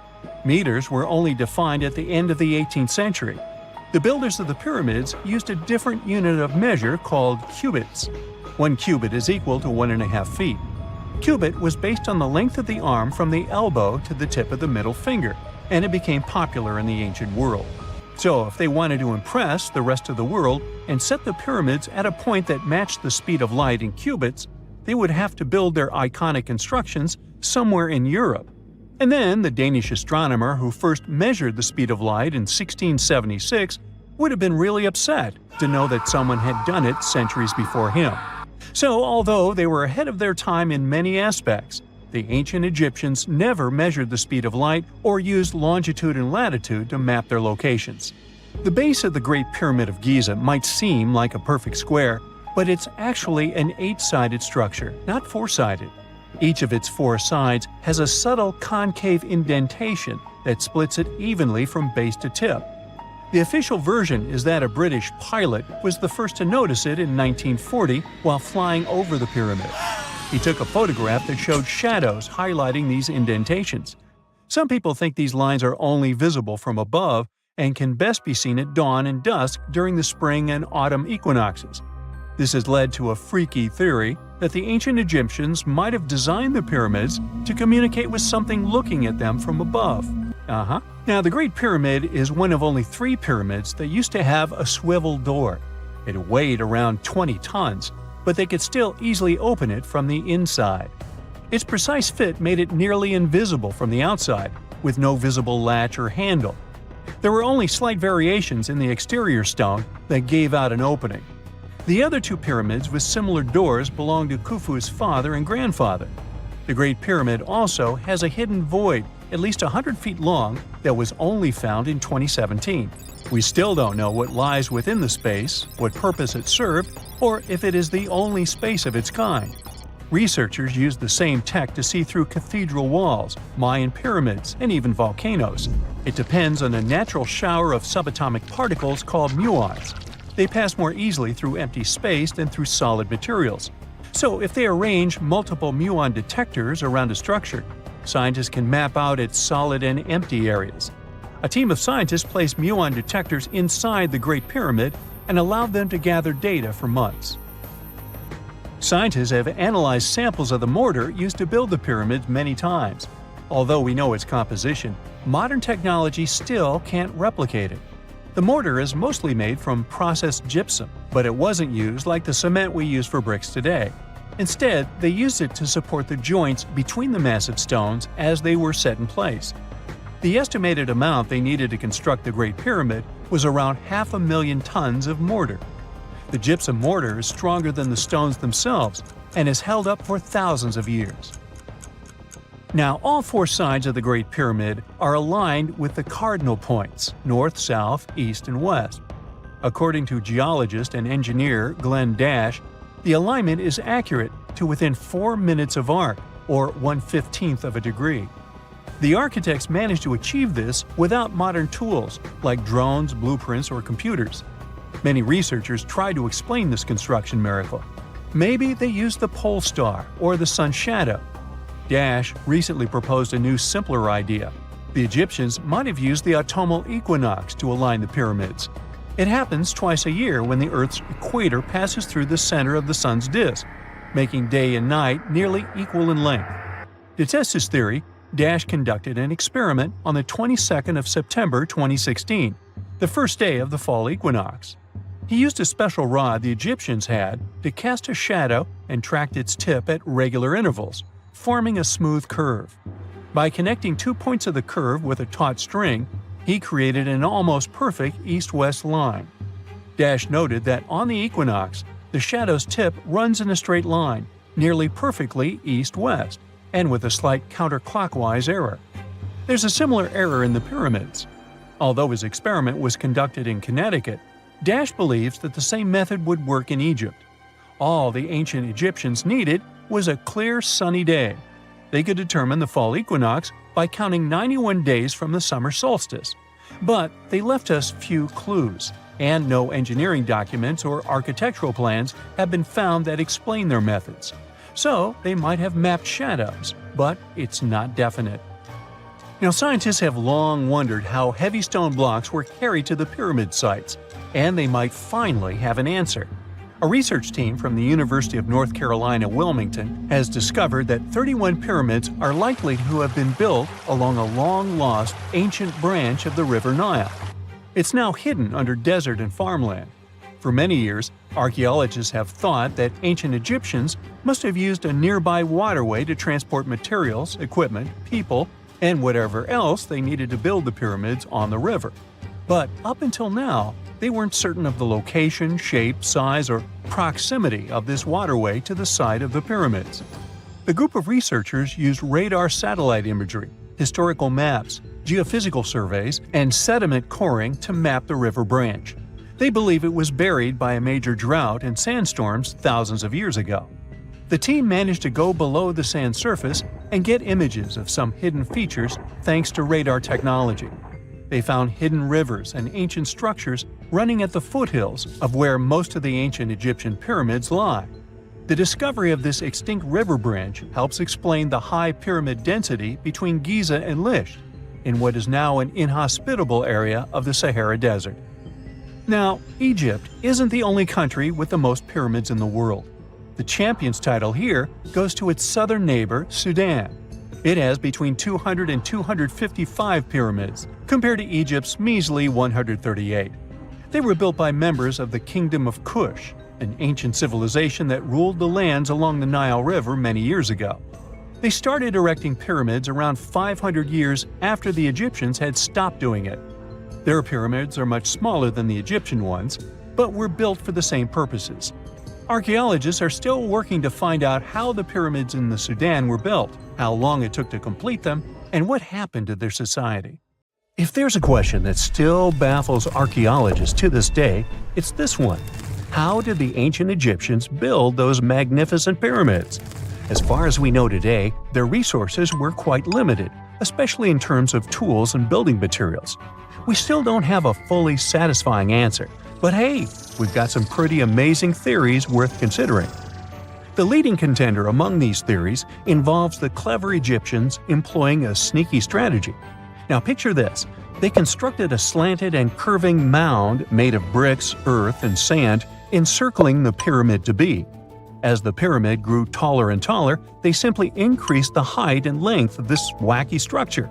It's like they were playing an ancient game of Jenga. Now, how did they get those massive stone blocks up there? Well, according to the legendary ancient Greek historian Herodotus, they used sleds, rollers, and levers. It sounds like they turned construction into a supersized game of tug-of-war. And guess what? Herodotus also claimed that the Great Pyramid, the one from Giza, the granddaddy of them all, took a whopping 20 years to build. There's more. Herodotus also dropped a mind-boggling number on us. 100,000 men were supposedly involved in this pyramid extravaganza. Did they hire the entire Egyptian population? Well, it might not be as far-fetched as it sounds. These men were probably mostly farmers, so they probably focused on the pyramids when there wasn't much work to be done in the fields. Like during the flood season of the Nile River. Obviously, specialists in the archaeological community had something to add to this theory.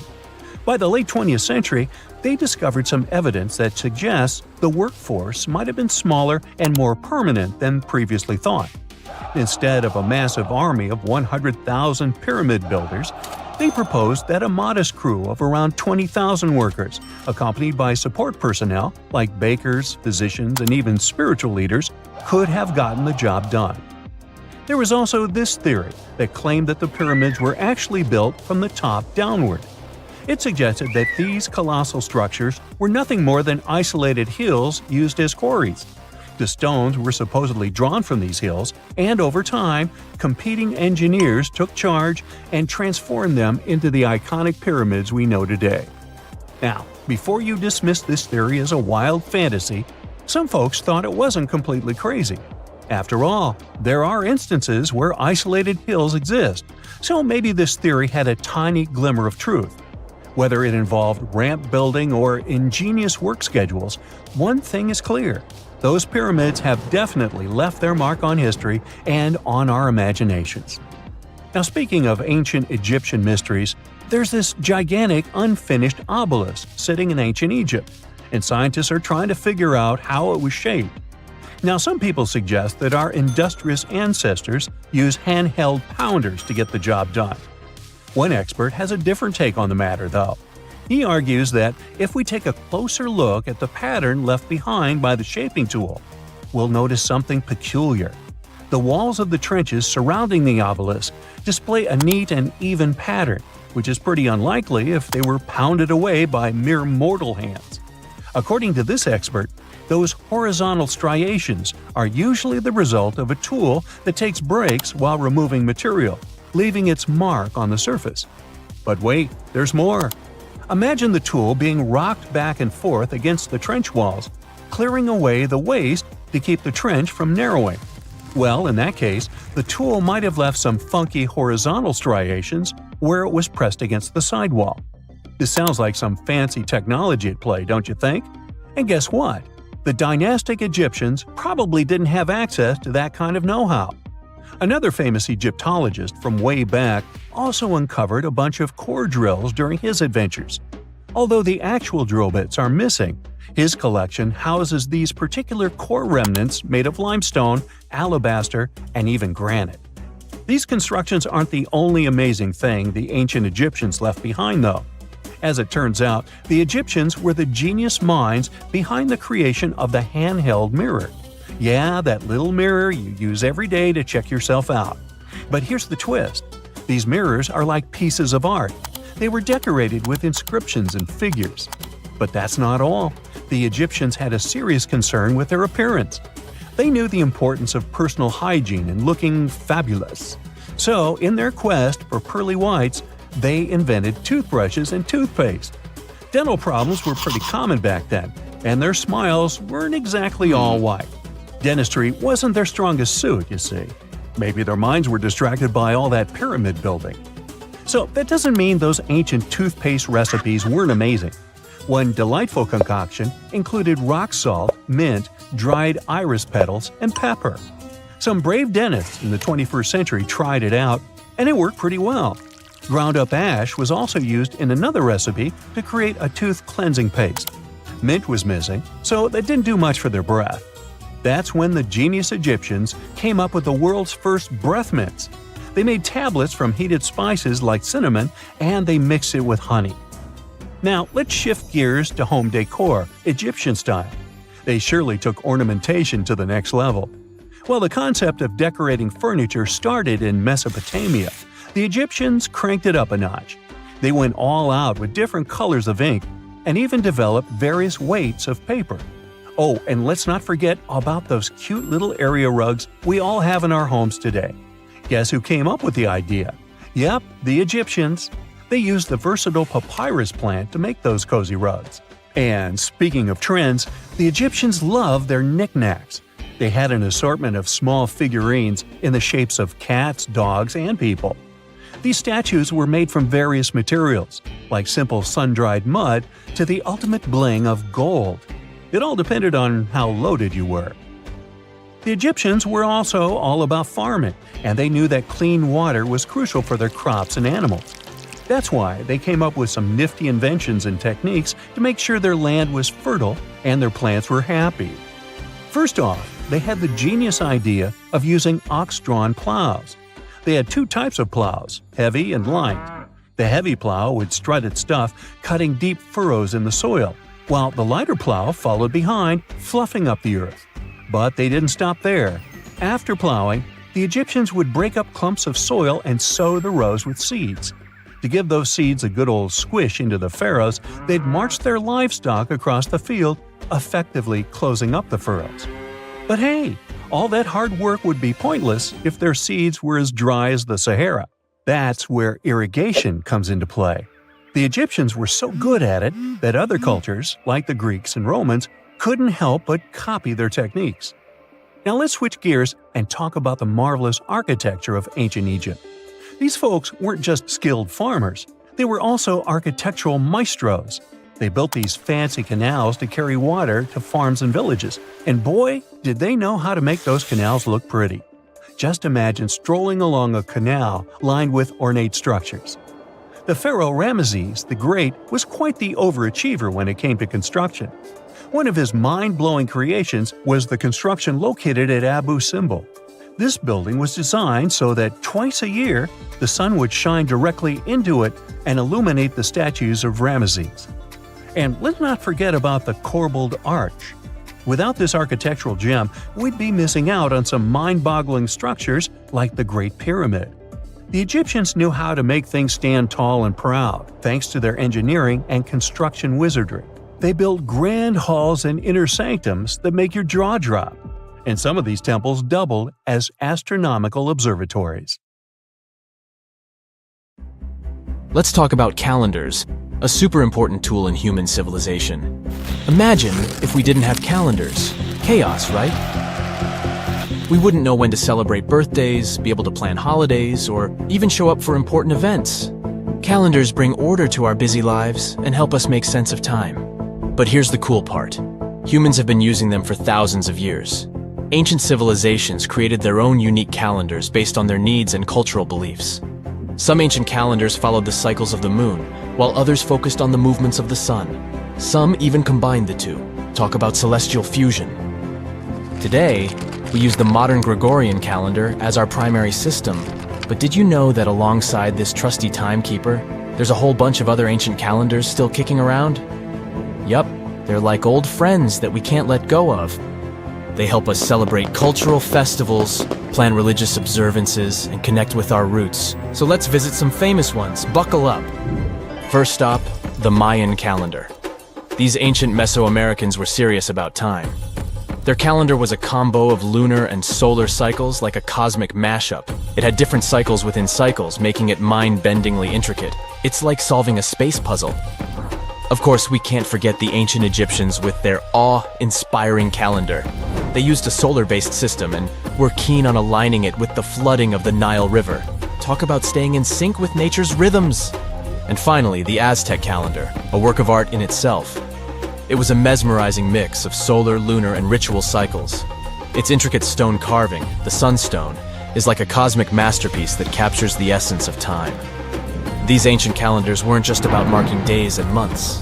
They were packed with cultural significance, religious rituals, and historical events. They're like little time capsules that connect us to our ancestors and help preserve their wisdom and traditions.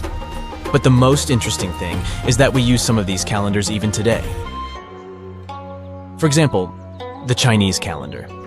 This one has been around for centuries, guiding Chinese festivities and traditions.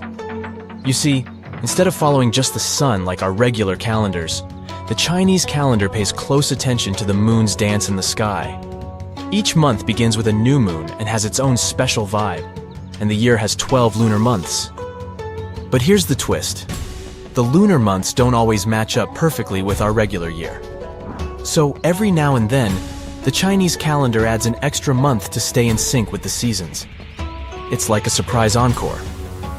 Now, let's meet the zodiac animals, the real stars of the show. Each year in the Chinese calendar is assigned a zodiac animal, and it's like assembling a fabulous animal posse. There are 12 zodiac animals, like a wild and wonderful crew. You've got the clever rat, the brave tiger, the graceful dragon, and more. So if you're born in a certain year, you're said to have the traits of that zodiac animal. Imagine having a monkey or a tiger as your time mascot. But how does the calendar decide which animal gets the spotlight each year? Well, legend has it that there was a grand race among the animals. The clever rat hitched a ride on the ox's back and won the race by jumping off at the finish line. And that's why the rat gets to kickstart the zodiac cycle. So let's go over this cycle. Do you know the year of which animal you were born? Simply Google it and let's take a look at the animals. See if you have any of these traits. Once the smart rat has had its moment in the spotlight, the mighty ox charges in next. The ox is known for its hard work and determination, like the dependable and strong-willed friend who always has your back. After the ox, the fearless tiger pounces onto the scene. With its majestic stripes and fierce gaze, the tiger brings a burst of excitement and adventure. It's a daring feline friend ready to explore the world with you. Following the tiger's roar, the crafty rabbit hops into view. Picture a fluffy and adorable bunny, always ready to bring sweetness and harmony.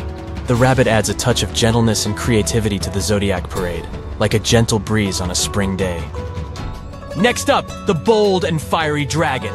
This legendary creature takes the stage with its majestic presence and mythical powers. It's like a friend with a mystical vibe, who's just filling the air with magic and awe. After the dragons, the wise and intuitive snake slithers into the play. This serpentine friend brings wisdom and insight, like a guide navigating the twists and turns of life.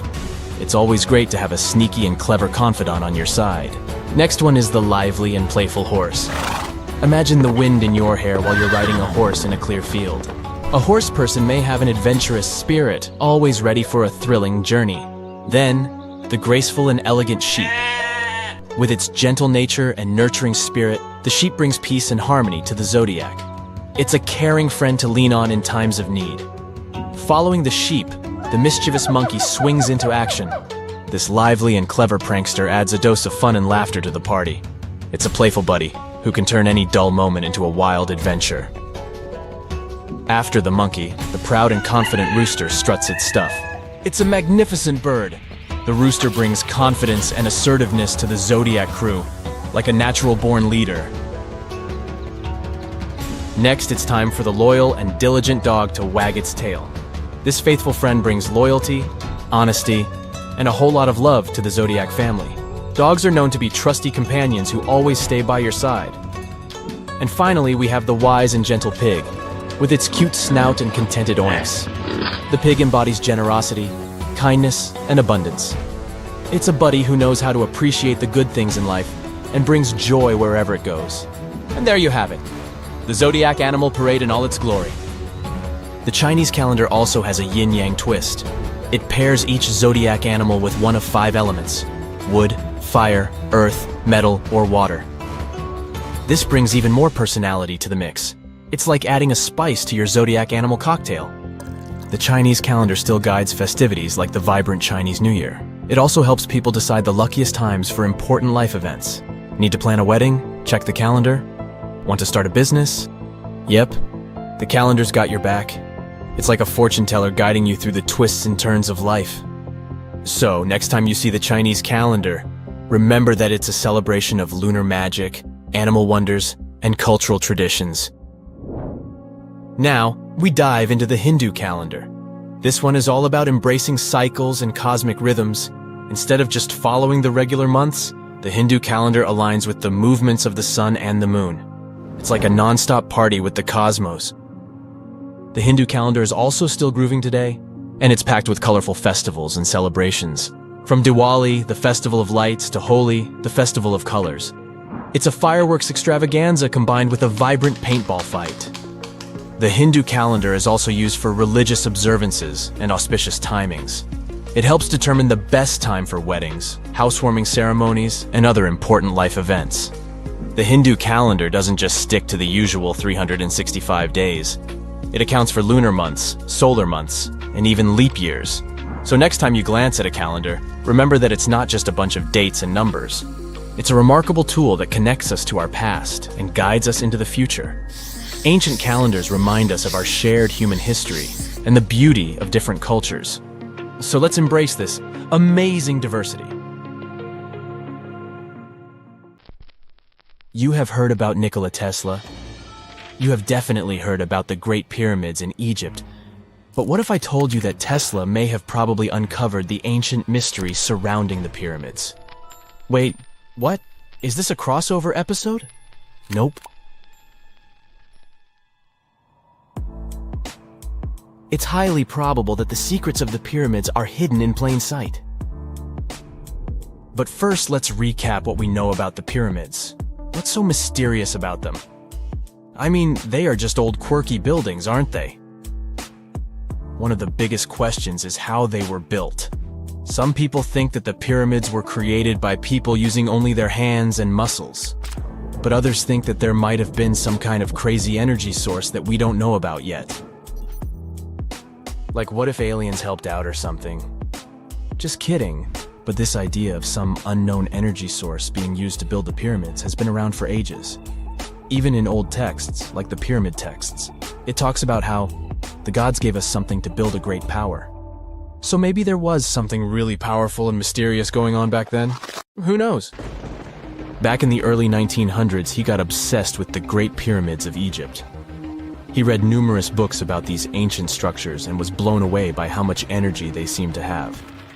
At that time, not many people knew much about electricity, and Tesla started to wonder if there was some kind of advanced tech hidden in the pyramids. He had an idea that the power of the pyramids had to do with electromagnetism, and he put a lot of time and effort into trying to figure out the mystery. Tesla had some pretty unusual theories about the Great Pyramids.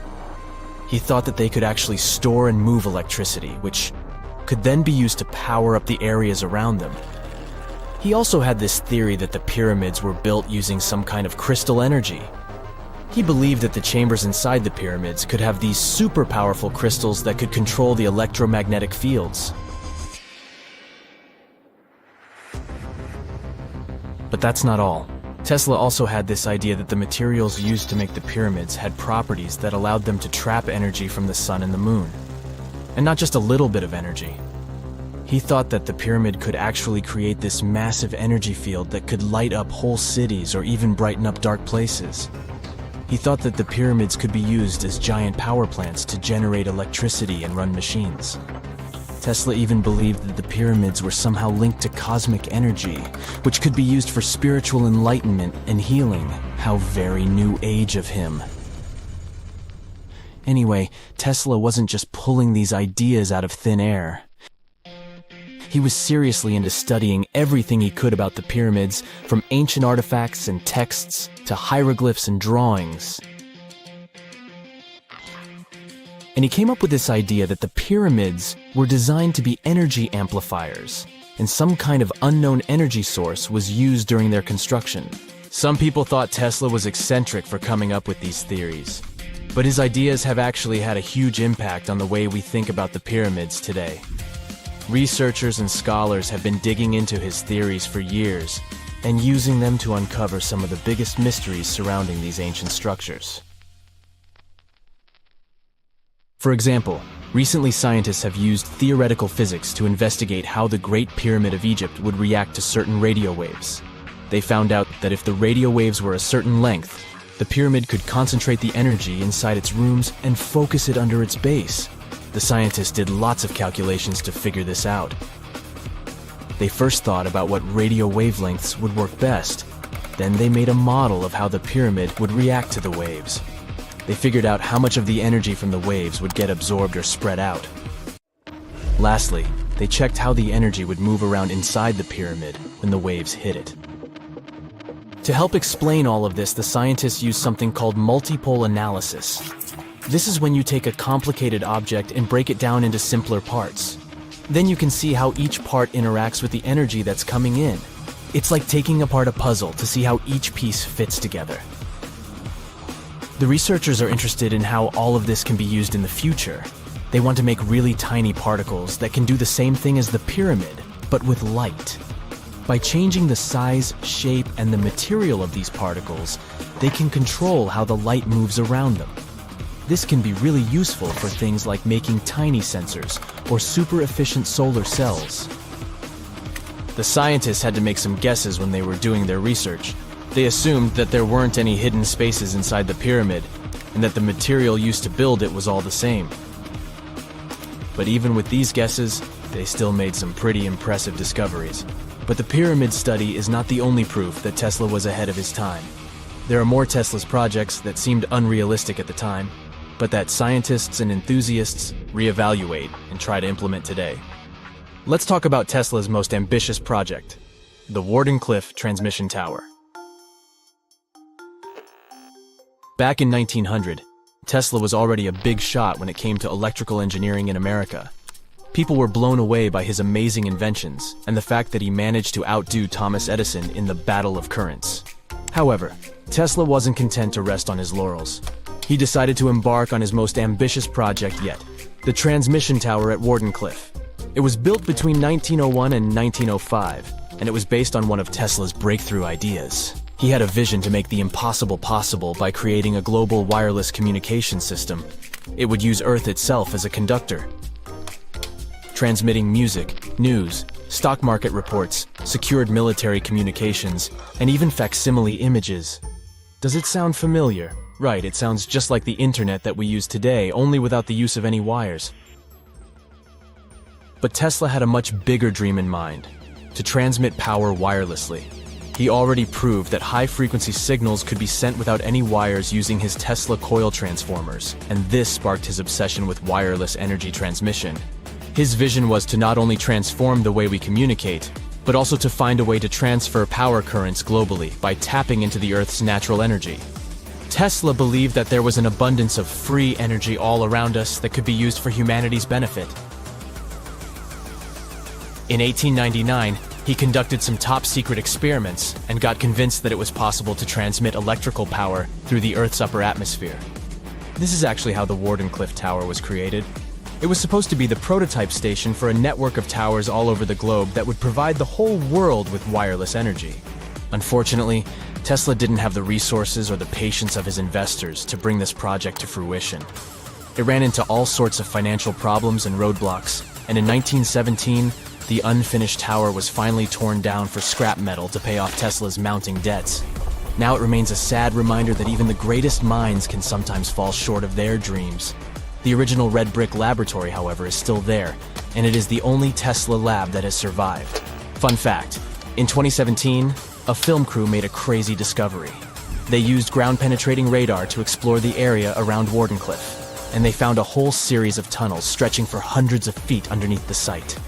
Nobody knows exactly what these tunnels were used for, but people have been speculating for years that they were part of Tesla's grand plan. Wardenclyffe, of course, is a major landmark for Tesla enthusiasts from all over the world. Who knows? Maybe someone will finally crack the mystery of the tunnels one day. But even if they don't, the legacy of Tesla and his amazing ideas lives on. Seen a good horror movie lately? If you're a fan of those, then you can appreciate a good plot. But what if I told you that Mother Nature is the best scriptwriter ever? Ancient disasters were scarier than any horror movie today. From tsunamis to volcanic eruptions, you'll be shocked by the scale of these events. One natural disaster you definitely don't want to experience is a tsunami. Those gigantic walls of water sweep across the coast and take out everything in their way. And it's nothing new for our planet. Scientists were able to piece together a timeline based on evidence that major tsunamis left. In northern Chile, a large boulder sits high above the Pacific Ocean. Behind it, a desert as far as the eye can see. This 44-ton stone obviously doesn't belong here. It's the result of an ancient tsunami. Waves as high as a 6-story building carried boulders like pebbles. Researchers estimate this happened in 1420. But how can they possibly know this? In the 15th century, there were no written records in the region. Time for some detective work. Archaeologists discovered that around the same time, there was a tsunami in Japan, on the other side of the Pacific Ocean. The ground shook off the coast of Chile.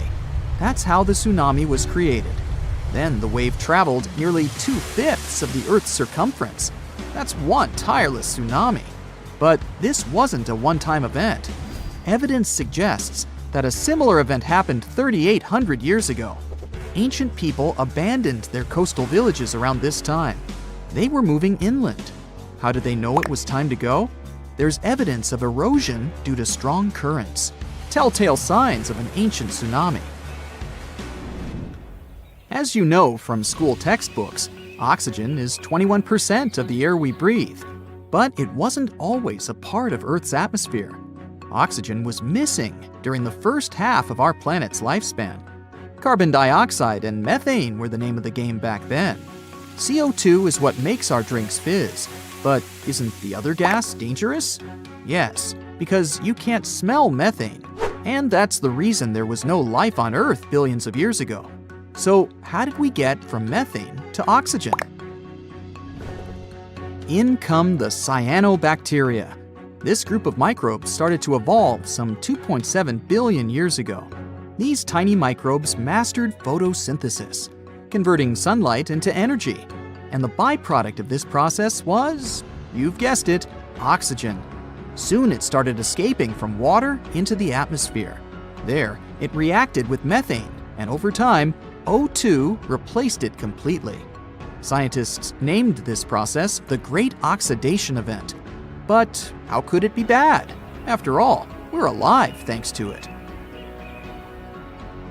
All that oxygen acted as a poison for anaerobic organisms.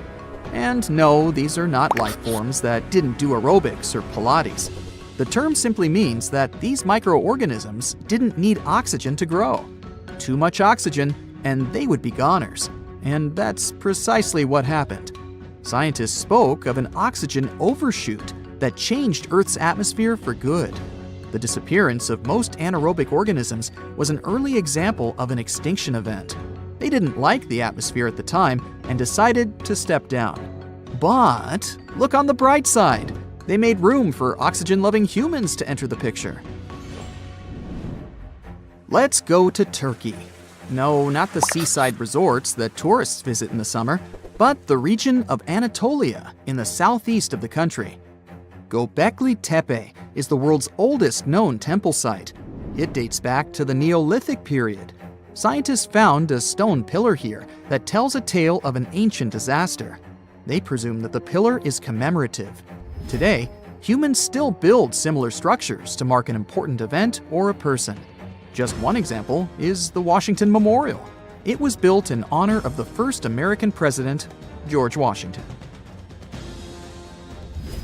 But the pillar in Turkey doesn't commemorate a happy event. Scientists believe it shows a devastating occurrence, a comet crashing into the Earth. The event must have been destructive. There are also other signs on the monument. These symbols align with the setup of the night sky stars for the year 10,950 BCE. The date astounded the researchers. It matched their earlier research of an ice core sample in Greenland. This showed that a comet fragment hit our planet around the same time. The archaeological site could have easily been an ancient observatory. And whoever worked at it observed a cataclysmic event. The impact must have been so powerful that it changed the Earth's rotational axis. That's the imaginary pole going through our planet from top to bottom. That ancient comet must have packed a punch to knock the blue planet off balance. Have you heard of the city of Tal el Hammam in the valley of the Jordan River? The reason why your answer is probably no is that the city doesn't exist today. It completely disappeared around the year 1650 BCE. It was one of the three major cities in this part of the Middle East. Together, these three cities had a population bigger than Palm Springs today. At the time, Tal el Hammam was a metropolis. It even had high-rises, 5-story buildings constructed using mud bricks. But archaeologists found strange markings on them. The bricks melted as they were exposed to high temperatures. Yes, sound the fire alarm. Some sort of disaster had caused a major fire. Archaeological finds pointed to a suspect for such damage: a rock from space. So, where was the crater?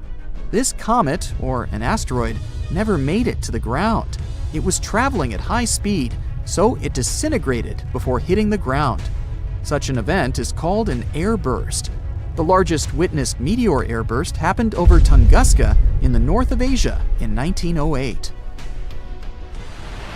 Scientists estimated that the airburst in Tal el Hammam happened 2.5 miles above the city.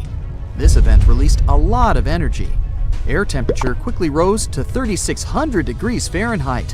That's hot enough to set clothes and wood on fire in an instant. Mud bricks and tools made from metal start to melt when exposed to such heat. This would explain the evidence scientists unearthed. But there was one more find: salt. The event was so powerful that it distributed salt over the region around the Dead Sea. Any farmer will tell you that salty soil and crops don't go well together. People started moving away from the area because they couldn't grow food. Imagine an island with whitewashed villages surrounded by a sapphire blue sea. Such a place exists in reality. It's the island of Santorini. But the history of this place hides a tale of destruction. The island is of volcanic origin. This means that a violent eruption created it some 3,000 years ago. Now there are two islands. The bigger one is shaped like a horseshoe. When you look at them from above, the two islands look like they form a circle. That's because they were once a single island. It had a large mountain and was round in shape. But then it all changed almost overnight. One of the largest volcanic eruptions in human history tore Santorini apart. The earth trembled, tsunamis formed, and clouds of ash filled the sky. A daunting image. People felt the eruption hundreds of miles away. When it was all over, seawater rushed into the caldera of the former volcano. That's why the water in the lagoon has such a beautiful color. Scientists know so much about Santorini's past because of an unlikely assistant, a tree. The juniper tree, to be exact. People use its aromatic wood for everything from furniture to making pencils. On the Greek island, its rings revealed the tale of the ancient eruption. As a tree grows, it doesn't only go up, it expands sideways as well. Each new layer of bark adds a ring to the trunk. It takes a year for one ring to form. And on Santorini, one ring was unnaturally pale. The scientists did the math and voila! They dated the eruption to 1560 BCE.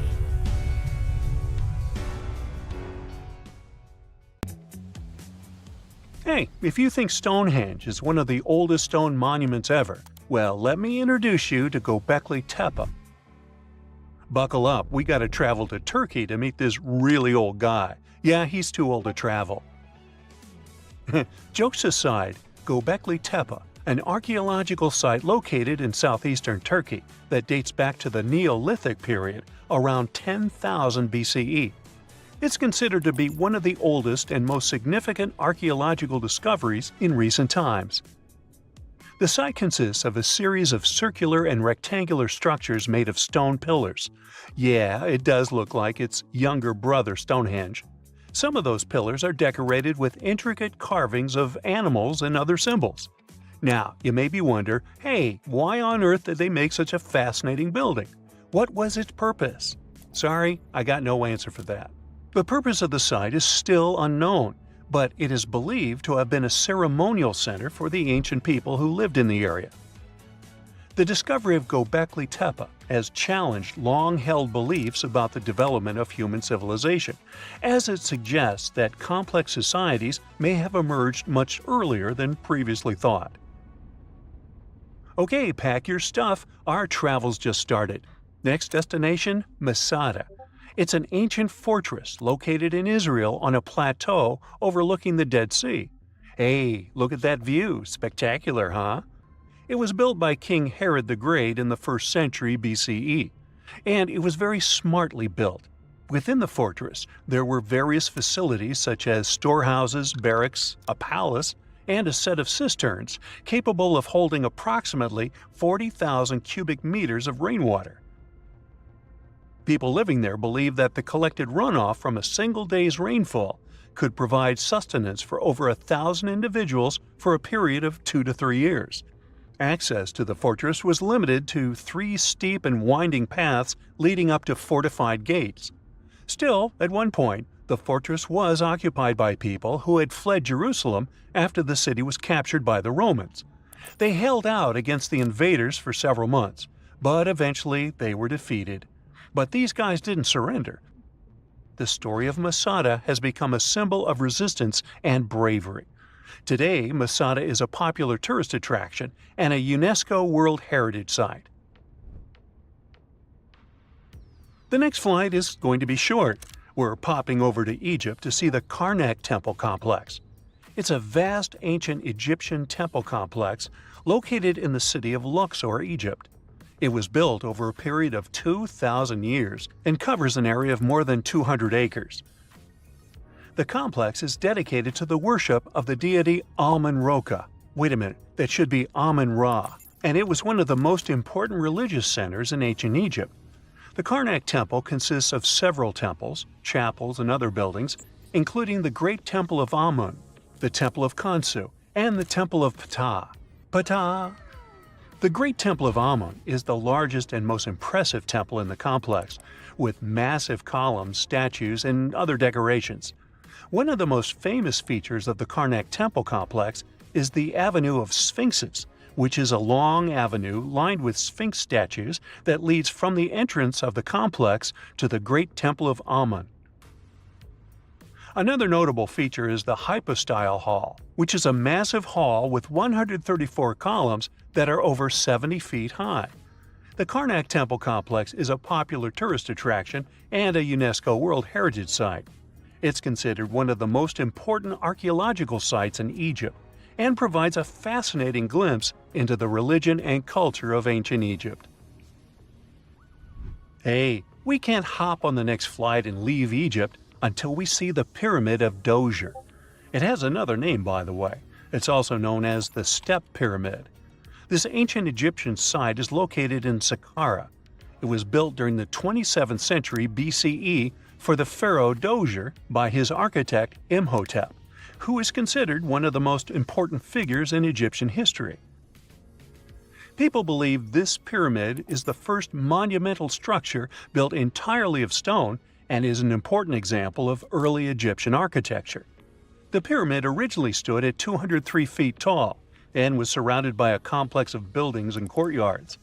It was constructed in 6 layers, each smaller than the one below it, giving it the distinctive step-like appearance. The pyramid was used as a burial place for Pharaoh Dozier and was surrounded by a vast necropolis that contained the tombs of many other important officials. The Grateful Dead? The Pyramid of Dozier has several renovations and additions over the centuries, including the addition of a limestone casing that covered the original step structure. However, much of the pyramid was destroyed over time, and today only the central core remains. Despite this, it remains an important archaeological site and a popular tourist attraction in Egypt. Alrighty, we're ready to move on. There's one more pretty recent discovery we gotta see today. The Tower of Jericho was only discovered during excavations in the 1950s and 60s. It's an ancient stone tower located in the city of Jericho in the West Bank. Just like Göbekli Tepe, this one is believed to be one of the oldest stone structures in the world, dating back to approximately 8000 BCE. The tower stands at over 28 feet tall. It's made up of 2 main sections, an inner tower and an outer tower, which are connected by a series of stairs.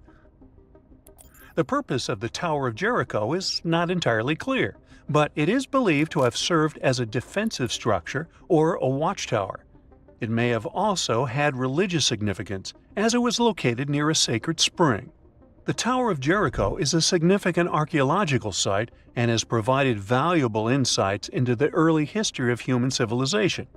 It's open to visitors and is a popular destination for tourists interested in ancient history. Now, this ancient site even got attention from Netflix, and they made a movie where the action takes place in Mohenjo-Daro. This site was a major center of the Indus Valley civilization in present-day Pakistan. Mohenjo-Daro was one of the largest cities of the ancient world, with a population estimated to have been around 40,000 in its peak. Trust me, that must have been a crazy megalopolis back then. The city was notable for its advanced urban planning, with sophisticated drainage and sanitation systems, and its impressive architecture, including the Great Bath and the Granary. Mohenjo-Daro was abandoned around 1900 BCE, and its ruins were only rediscovered in the 1920s. Today, it is a UNESCO World Heritage Site and an important archaeological site for the study of ancient South Asian civilization. We're heading to a teeny-tiny country that has quite an impressive history. Welcome to Malta. The Tzigantsia Temples are a Neolithic site located on the Mediterranean island of Gozo. They're probably one of the oldest freestanding structures in the world, dating back to around 3600 to 3200 BCE. The temples consist of 2 megalithic structures, each with multiple rooms and altars. The name Tzigantsia means giant tower in Maltese, as people believe that only giants could have built such massive structures. The temples are believed to have been used for religious purposes and are considered to be an important example of prehistoric architecture. They were added to the UNESCO World Heritage List in 1980. Well, you must be pretty tired, but there's one more place we gotta visit today. Our plane is already landing in Armenia, and we're here to see the Temple of Garni. Look, this one is well preserved. This temple dates back to the 1st century CE. It was built by King Tartessos I as a dedication to the sun deity Mir. Sadly, the temple was destroyed in the 17th century during an earthquake, which is quite a common thing for this area, but it was later reconstructed in the 20th century. Today, it's a popular tourist attraction and is also listed as a UNESCO World Heritage Site. It's 1898, and you're taking part in excavations in Saqqara. This place, not far away from Cairo, is full of ancient tombs and pyramids. You're in your Indiana Jones mood and hope to find something really phenomenal to become famous. Gold, manuscripts, treasure maps, mummies of famous pharaohs. Wait, a wooden bird? You're really disappointed as it looks like a regular toy. An old one, but still. Little do you know that years later, someone would propose that your bird was actually an ancient monoplane. So the artifact, nicknamed the Saqqara bird, is made of a sycamore tree. The birdie has a wingspan of just 7 inches and weighs around 40 grams. A perfect original souvenir from Egypt, I would say. It's over 2,000 years old and looks pretty plain, without any carvings of feathers or other intricate ornaments. It has a beak and eyes though, which makes our find look like a hawk, the emblem of the deity Horus. Its tail is rather unusual as it's squared, looks weirdly upright, and it seems like the sunken part of it was the place for a now missing piece. Humans love solving a good mystery, so there have been several attempts to explain the use of the birdie. First, quite simply, is that it was a ceremonial object. The second idea is that it was a toy for a child from some well-off family. It could have been some sort of boomerang, which was a popular concept in ancient Egypt. Then there was a theory that the bird had been used as a weather vane, but this one has been debunked as the figure doesn't have any holes or markings, except for the one made at the museum in Cairo to fix the exhibit on a stick. So there was no way to hang it in the past. Almost a century after the bird was found, Egyptologist Dr. Khalil Masiha proposed a new theory that it could have been a model of a monoplane. He believed the bird was missing a horizontal tailplane. Otherwise, it had its wings set at a right angle, similar to that of modern planes. It could have worked to generate the aerodynamic lift necessary for flights. Dr. Masiha also claimed that it was common at that time to place miniature models of technological inventions in tombs. So, did the ancient Egyptians really invent the plane in 200 BCE? That would make the Wright brothers, who are considered the inventors of aviation, really upset. They made one of their first flights only in 1903.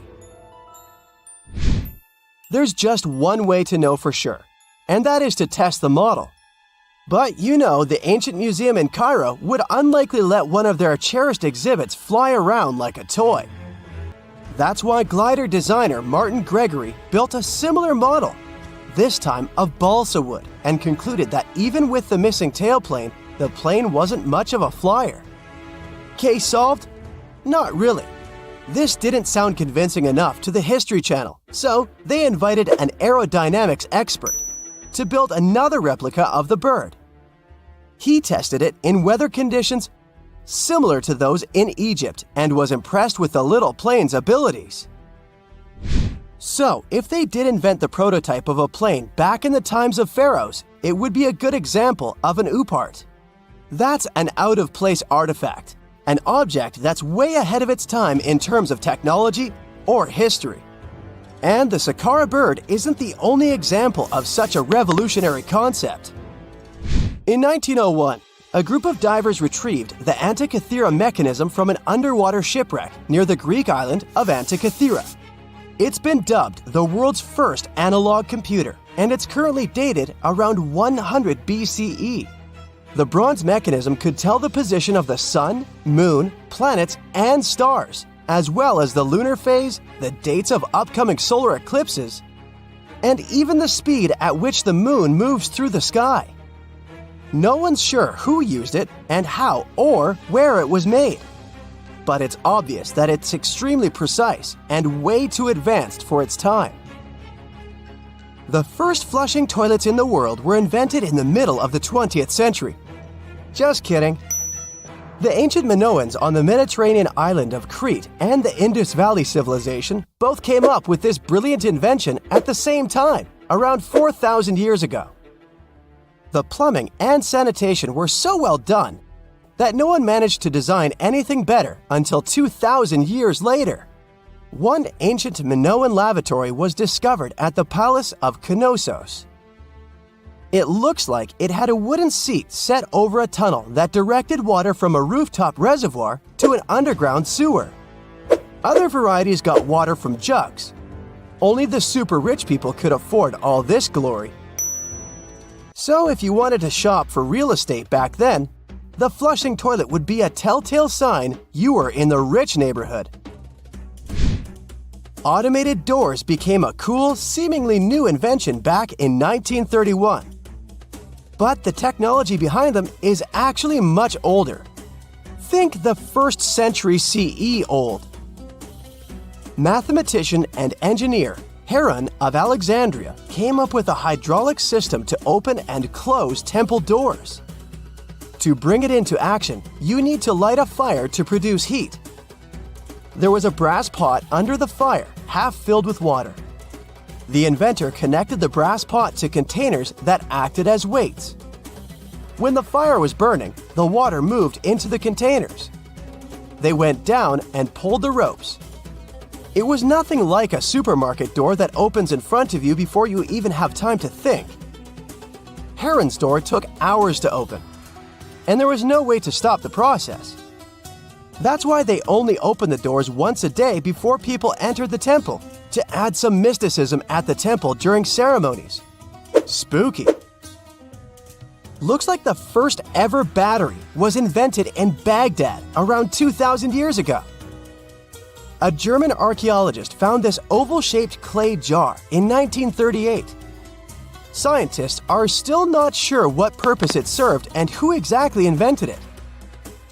There is a theory that it was used for electroplating objects with precious metals. When they filled it with a weak acid like vinegar, the battery produced around 1 volt of electricity. Another theory says it was a vessel for sacred scrolls. Would you like to buy contact lenses designed by Leonardo da Vinci himself? In 1508, he invented a glass lens with a funnel on one side. You were supposed to wear it with water inside to improve your vision. Sounds a bit uncomfortable, doesn't it? So, around a century later, French scientist René Descartes decided to improve the idea and make the cornea contact the future lenses. Contacts because they contact your eyes, get it? The glass tube with liquid did help improve vision, but blinking was sadly impossible. 2.5 centuries later, new technologies in the glass industry let scientists design contacts that would fit in the eye and even let the wearer blink. Thanks, guys! Still, those lenses were made of heavy blown glass and didn't let the eye breathe. About 50 years later, contacts became plastic, lightweight, unbreakable, and scratch-resistant, but still covering the entire eye. And then, in 1948, an English optical technician accidentally sanded down a plastic lens and figured out they'd still be in place even if they covered only the cornea. Imagine you're living in 19th century London and need to send a message to New York. It would have taken about 10 days to get there by ship. So when delivery time went from days to hours in 1858, it was a true sensation. The first message was sent by Queen Victoria herself. It was all made possible thanks to the transatlantic telegraph cable, running under the ocean. Sadly, the new cool invention only lasted a few weeks. It took years to bring it back to life. Tartessos, a mysterious, highly developed society that once flourished and then, without any warning, suddenly disappeared. Moreover, before they were completely gone, they performed some strange rituals, as if they were trying to save themselves from something. But what happened to these people? Let's try to find out. Let's go to the southwest of Spain, to about 2,500 years ago. Once, there was a beautiful city here, a trade center of Tartessos. Imagine the temple in the middle of a deserted town. A breathtaking, monumental 2-story building. There's a thick smell of frying meat in the air, and the smoke from its frying rises high into the sky, covering the patterns of the sanctuary. The sun has already set, and it's time to prepare for the ritual. We enter the ancient monumental hall. Inside, hundreds of people gather around a long wooden table lined with delicate ceramics and bronze bowls. They feast and drink. These people have much more fun than the animals outside the building. These animals are being prepared for the ritual. Horses, cows, pigs, donkeys, even dogs. All of them were brought here to appease the deities. And what happens after the ritual itself is even crazier. At the end of the ceremony, people take torches and set fire to the whole building. Everything turns to ashes and coals, and when the last embers fade away, they take shovels and begin to bury this place. It will take them at least several days to bury the former sanctuary under piles of earth. They work tirelessly. In some places, the thickness of the layers of mud and clay will reach almost 14 feet. And then these people, the last known Tartessians, just leave this place and disappear from our world forever. But what just happened? Why did they even do all this? Let's start from the beginning. Tartessos was first mentioned in Greek and Roman texts thousands of years ago, but for a long time, we had no idea what it even was. All the descriptions were contradictory and confusing. Some archaeologists thought that Tartessos was a kind of seaport. Others thought that it was a river or a water reservoir. They even said this place could be connected with the mystical Atlantis. But there was nothing to back it up with, so the scientific community quickly rejected this idea. But today, we know the truth. Tartessos was an ancient civilization. It's been located on the Iberian Peninsula, one of the southernmost islands of Europe. It flourished in the 9th to 5th centuries BC, and then, around 2,500 years ago, suddenly disappeared.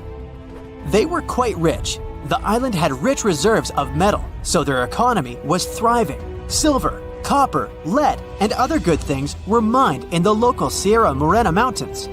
Almost all the locals were engaged in trade. For them, it was a common thing.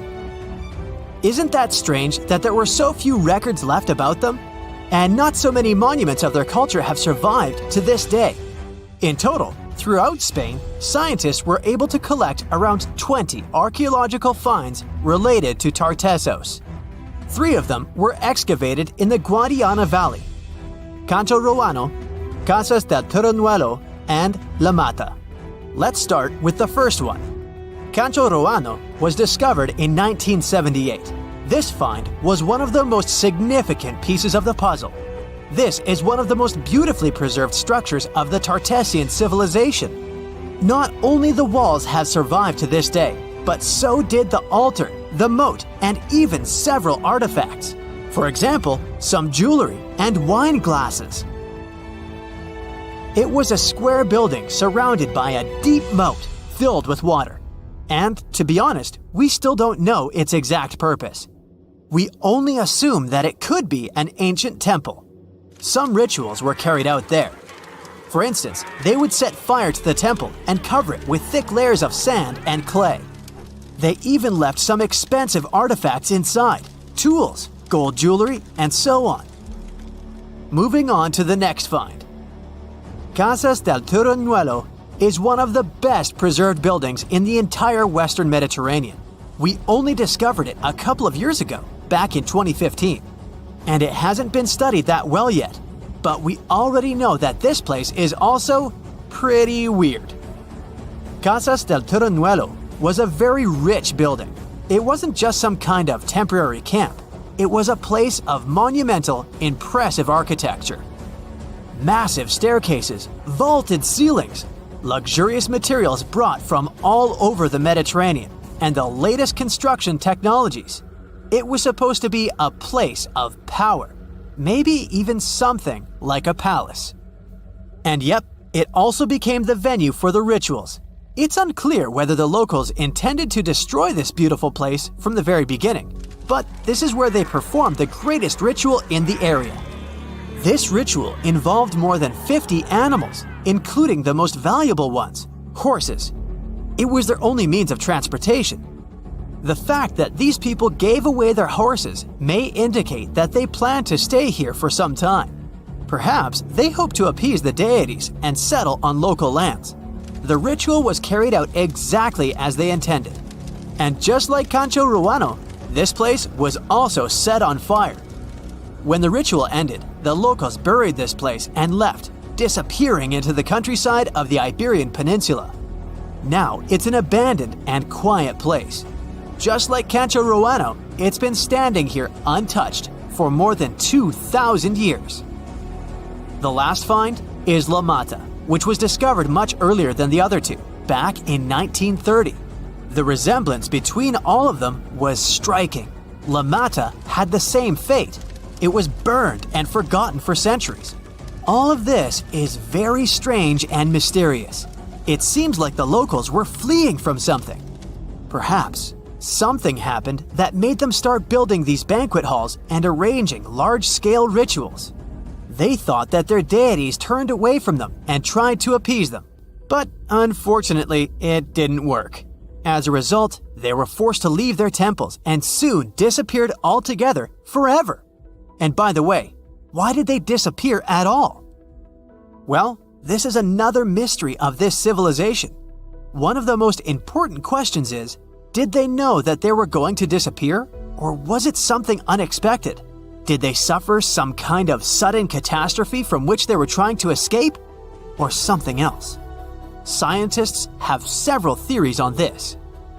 The first theory says that there may have been several major earthquakes and subsequent tsunamis in this region. These natural disasters destroyed local settlements and severely demoralized the survivors. Perhaps they were looking for salvation from this. Another theory is that there were some problems with trading. Since they were rich in metal and lived off their economy, any problems in it could lead to big troubles. If they had some kind of mining crisis, then relations between different nations could worsen greatly, and things could get pretty nasty. The truth probably lies somewhere in the middle. The most current theory says that around the 6th century BC, a large-scale tsunami hit the port. This greatly damaged the economy, which worsened the relationship between Tartessos and its neighbors. In any case, this seems to be speculation. This place is like a dream come true for archaeologists. It stores a huge amount of information and secrets that we have yet to unravel. The Tartessians had no idea that by burying their artifacts, they were making a real gift to the scientists of the future. And while scientists continue to study them, we can check out the stuff they have already discovered. History lovers can see Tartessian tools, horse figurines, and decorated ivory in the Archaeological Museum of Badajoz. Let's hope that in the future, scientists will learn more interesting things about this civilization, and we'll finally find out what happened to them. Today we're going to an art history trip. Our main focus is to unravel the mystery of whether or not ancient statues has always been white. We'll visit museums and even time travel to try and get a glimpse of what these statues were really like back in the day. To kick off our tour, we land in New York. We climb the famous steps of the Met, the Metropolitan Museum of Art, and walk inside this enormous museum. You walk down the aisle and get to the room where one of the world's biggest collections of ancient Greek and Roman statues is held. Admiring the large array of statues, one thing seems evident. They are mainly white. It makes sense since their primary material is white marble. For centuries, historians, archaeologists and researchers in general have always taken this fact for granted. Weren't these statues always white? Until recent decades, this wasn't something that people discussed. But in the 1980s, researchers unearthed an ancient Greek statue that was clearly pigmented. This new discovery made them wonder, were all ancient statues painted? Let's take a close look at this work of art. This 3rd century before the Common Era Greek statue was discovered to be almost entirely painted, still in its original form. You don't have to look too hard to notice that the statue still carries some of these original pink colors, with some shades of blue and red paint as well. The thing is, this statue is not an exception, it's the norm. As it turns out, ancient civilizations did paint their sculptures with bright and vivid colors, but somewhere along our historic timeline, this information got lost. According to researchers, pigment in sculptures was a way of bringing their representations closer to real life. We live in bright colors, so art might as well reflect that, right? Right! So let's take a few steps back to understand what happened. So why are our museum's galleries filled with white statues as far as the eye could see? You might have heard of Michelangelo. It's a famous Italian sculptor who carved the iconic David and painted the ceiling of the Sistine Chapel. Michelangelo was one of the most emblematic painters of the Renaissance.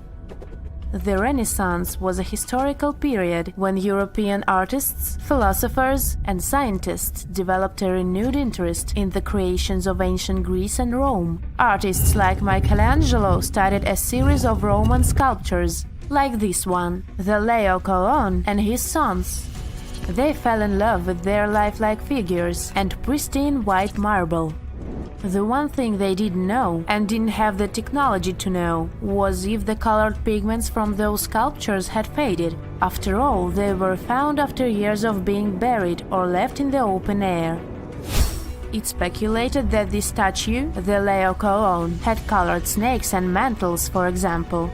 When the Renaissance artists set out to pay homage to ancient artists, they left their masterpieces bare too.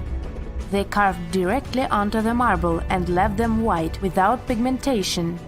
Probably because that's the way they thought things were done in the old days. The works of Michelangelo and his peers influenced a whole generation of sculptors after that.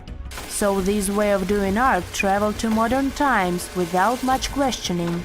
However, evidence of color pigments in ancient statues is abundant. Some researchers show that scholars have known for at least a century that ancient sculptures weren't originally all white. Other studies suggest that this discovery might have happened even earlier. In early 1980s, archaeologist Vincent Brinkmann made a huge discovery. During his time as a student at the Ludwig Maximilian University in Munich, he developed a technology that was able to detect polychromy in ancient samples of Greek statues. Polychromy is an art of painting in several colors. Anyways, he was taken aback by his discovery and confused as to why and how other researchers and archaeologists weren't talking about this. As it happens, the first discovery that ancient statues weren't all that white happened a long time ago, way before Vincent was born. It happened during the unearthing of Pompeii back in the 1700s. As you may know, the city of Pompeii in southern Italy was completely covered with lava after the sudden eruption of Mount Vesuvius. The city was destroyed, but the clouds of ashes that arose from the lava managed to preserve a lot of the city's structure through time. Thankfully for art historians and archaeologists, Pompeii became a digging ground for understanding ancient Rome. Researchers found several conserved frescoes that depicted scenes of daily Roman life. In one of these paintings, an artist is seen painting a sculpture. This fact was recorded by a very famous art historian known as Johann Joachim Winckelmann. He is also considered the father of art history. Now let's take a closer look at another famous statue. To see this one in person, you'll have to fly all the way to Rome and visit the Vatican museums. The statue you're looking at is a classic representation of Caesar Augustus. In case you didn't know, he was the founder of the Roman Empire and the first emperor of Rome. He is important. The sculpture you're seeing is called the Augustus of Prima Porta. You may have seen this before, probably in a history textbook. The thing is, it's always depicted in its white marble form. But according to an archaeological finding from the 1860s, the original statue was way much more colorful than that. According to archaeologists, the statue of Augustus de Prima Porta has a crimson tunic, yellow armor, and a purple mantle. It's important to keep in mind that colors weren't made artificially as they are today. Artists could only produce color from natural resources, so purple, for example, was an extremely difficult color to make. Back in the day, they derived purple from the mucus of a rare species of snail, meaning that anyone who used the color purple to pigment their art and clothes was powerful and wealthy. Well, this looked like enough proof for me that ancient statues weren't always white. But as we can judge by the look of our modern museums, there didn't seem to exist enough interest in the art community to further explore polychromy on the ancient statues. But remember that archaeologist we talked about, Brinkman? Well, he has been collecting data on polychromy since the 1980s. At a certain point, he even began making colored replicas of such statues. The technology used is far from simple. To reconstitute these ancient works of art, Brinkman makes a 3D plaster copy of them. Then he paints them by hand with the help of his wife. To find out which color were used in the original sculptures, Brinkman uses UV light. Certain pigments glow under UV light, exposing traces that would otherwise be invisible. Take this colorful archer as an example. Look at these colors. This piece is the reconstruction of a marble archer in the costume of a horseman. To accurately depict the archer, restorers had to research a lot about the history of the region where the art piece was originally found, since colors have a cultural meaning. That, together with UV technology, allowed for the reconstruction you can now see. It seems very far from the idea we have of what the Greeks would make, but this is supposed to look exactly like the original one.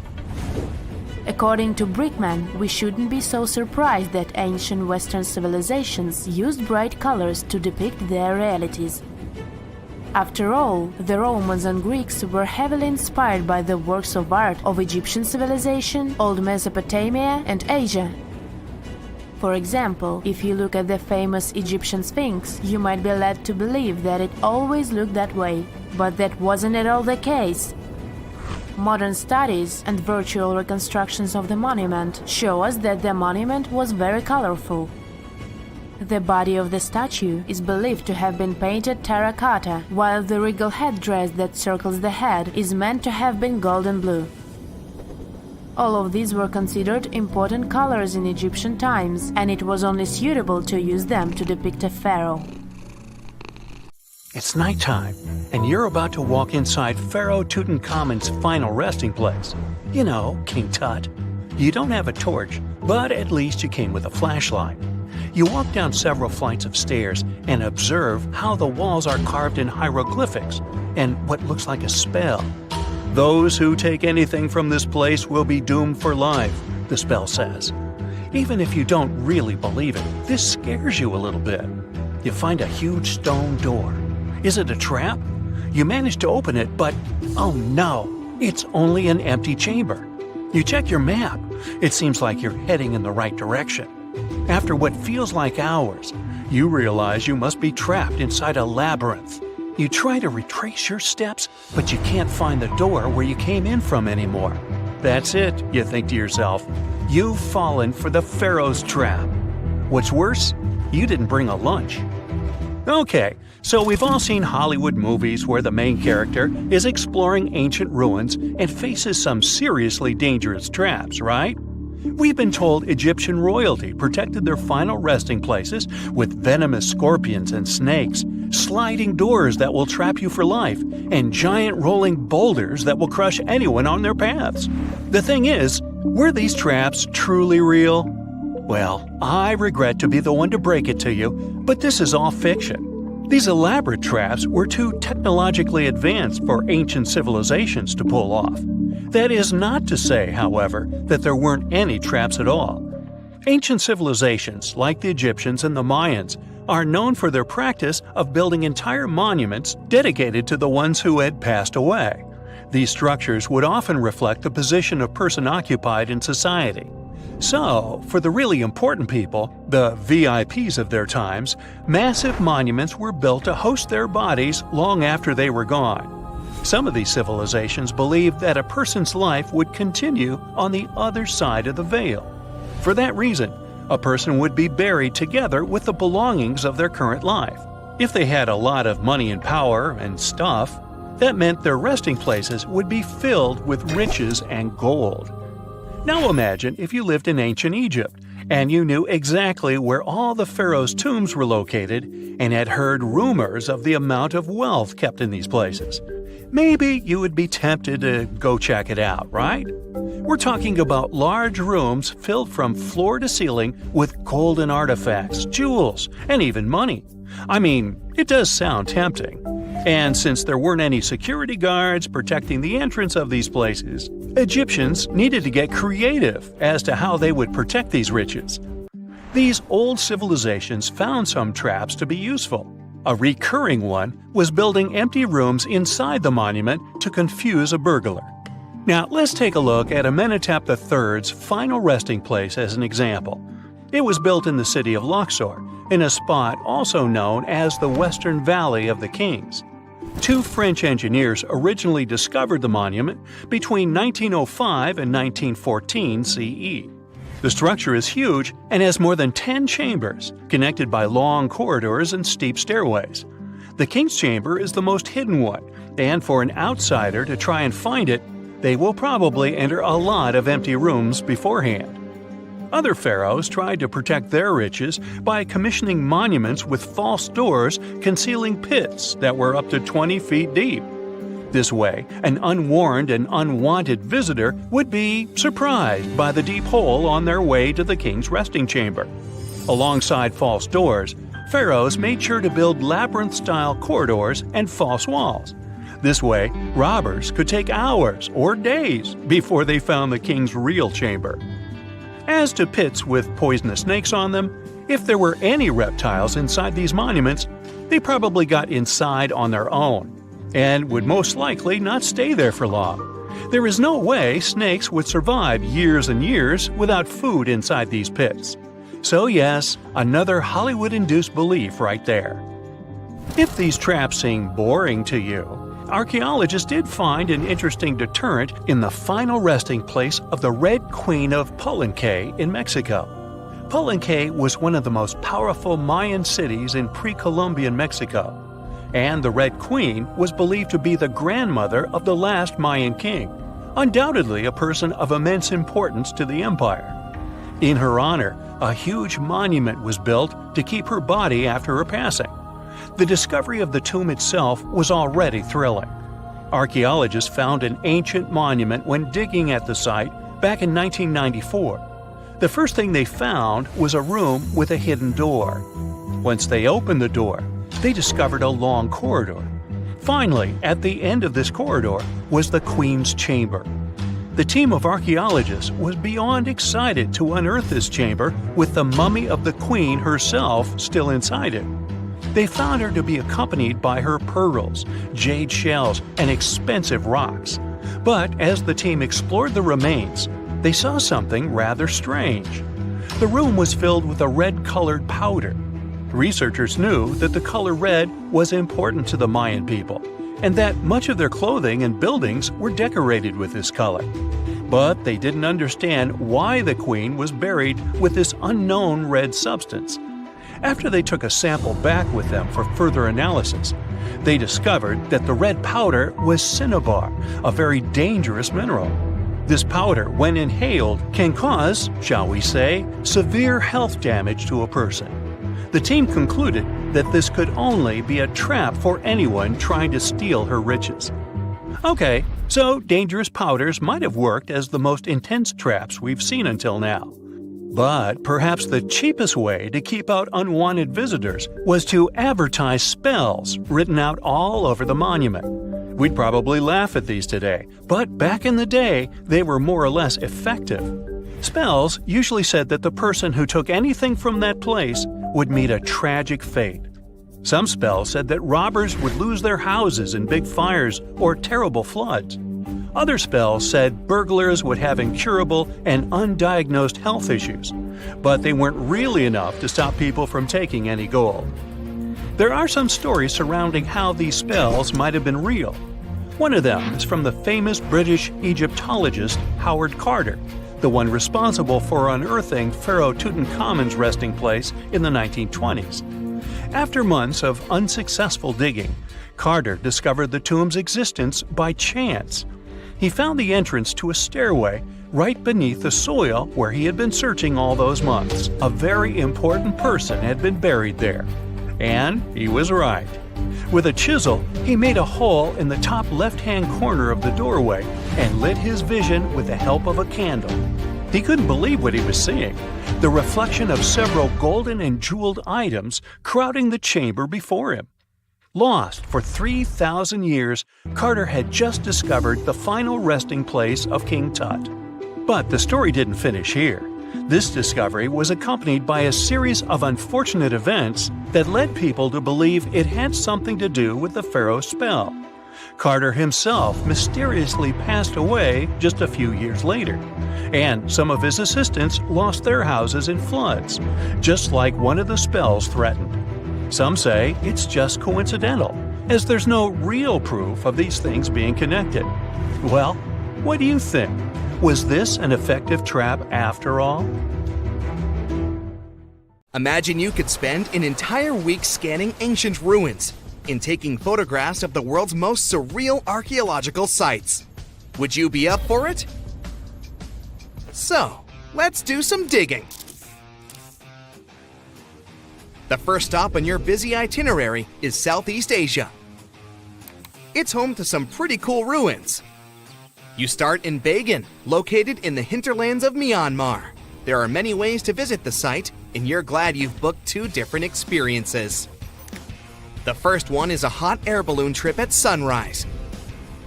Right before dawn, you board the balloon, and as soon as the sun starts to appear on the horizon, you begin your flight over the marvelous area. As the sun rises, it glistens on more than 2,000 conic-shaped golden structures.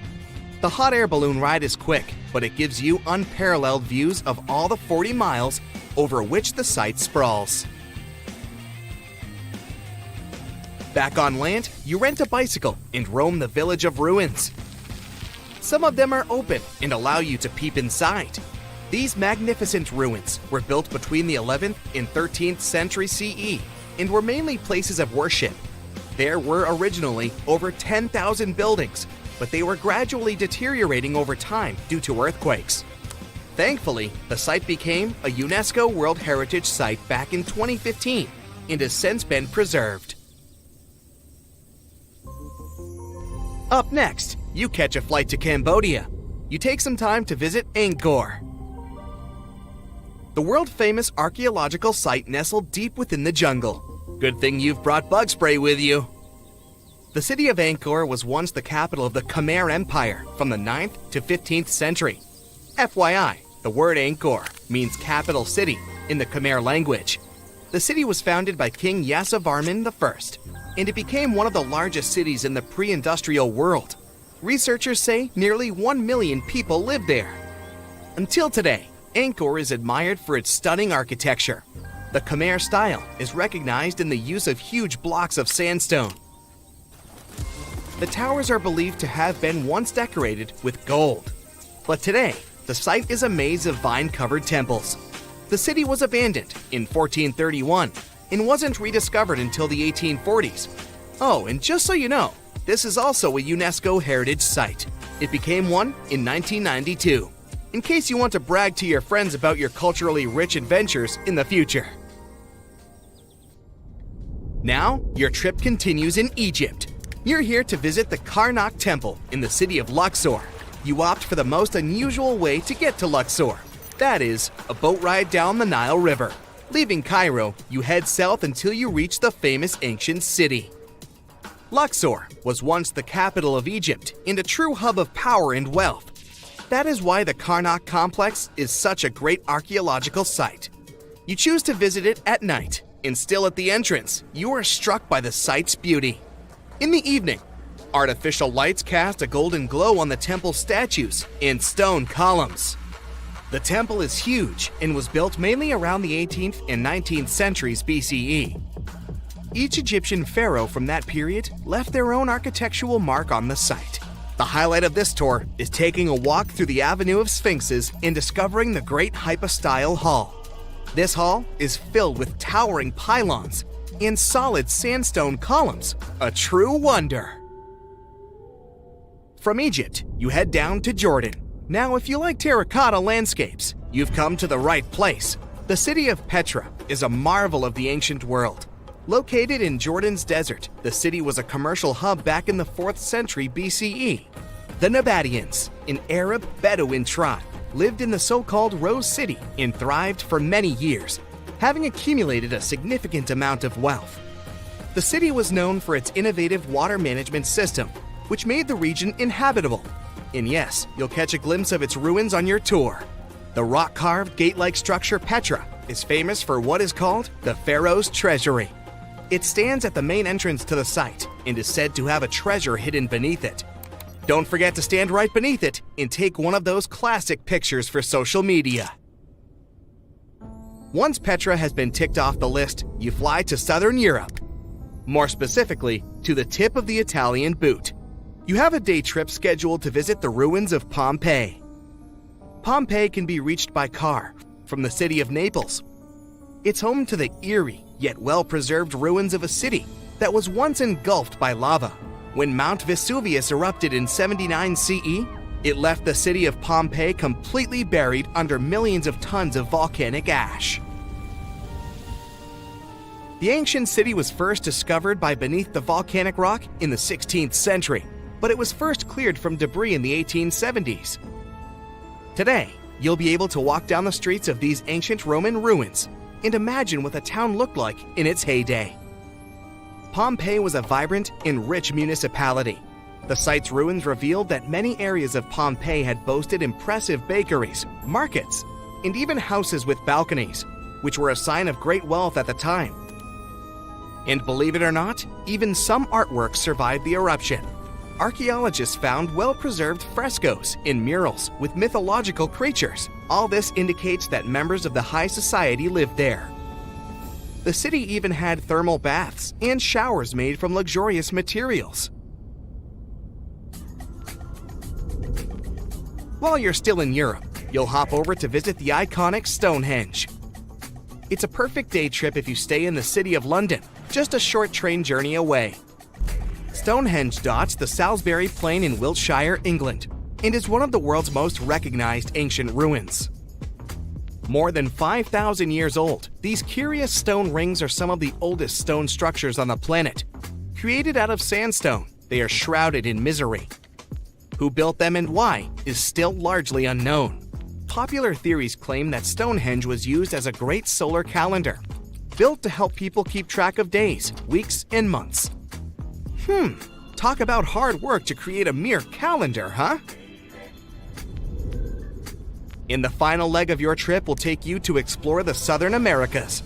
In Guatemala, in Central America, you'll find ancient Mayan ruins.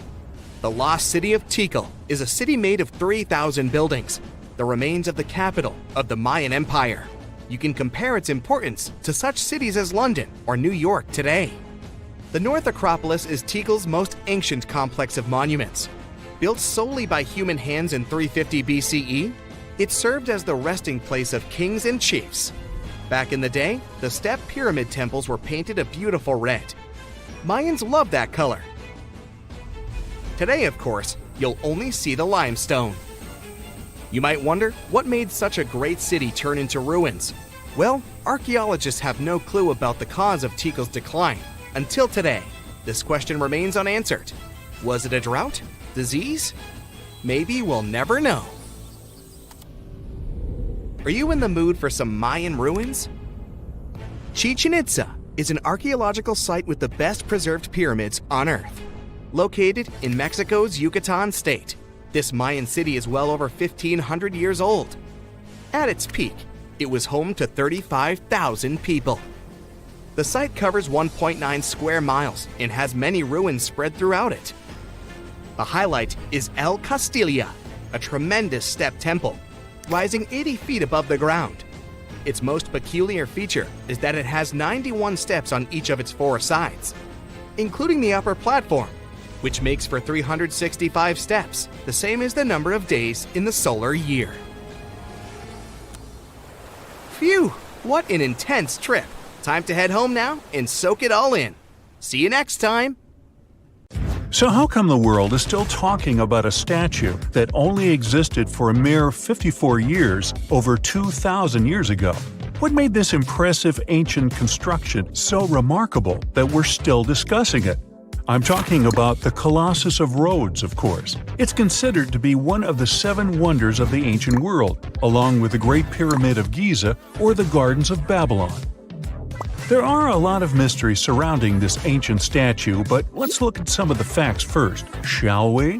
What we do know is that the local Rhodians decided to start a massive project once a Macedonian siege over their island was over.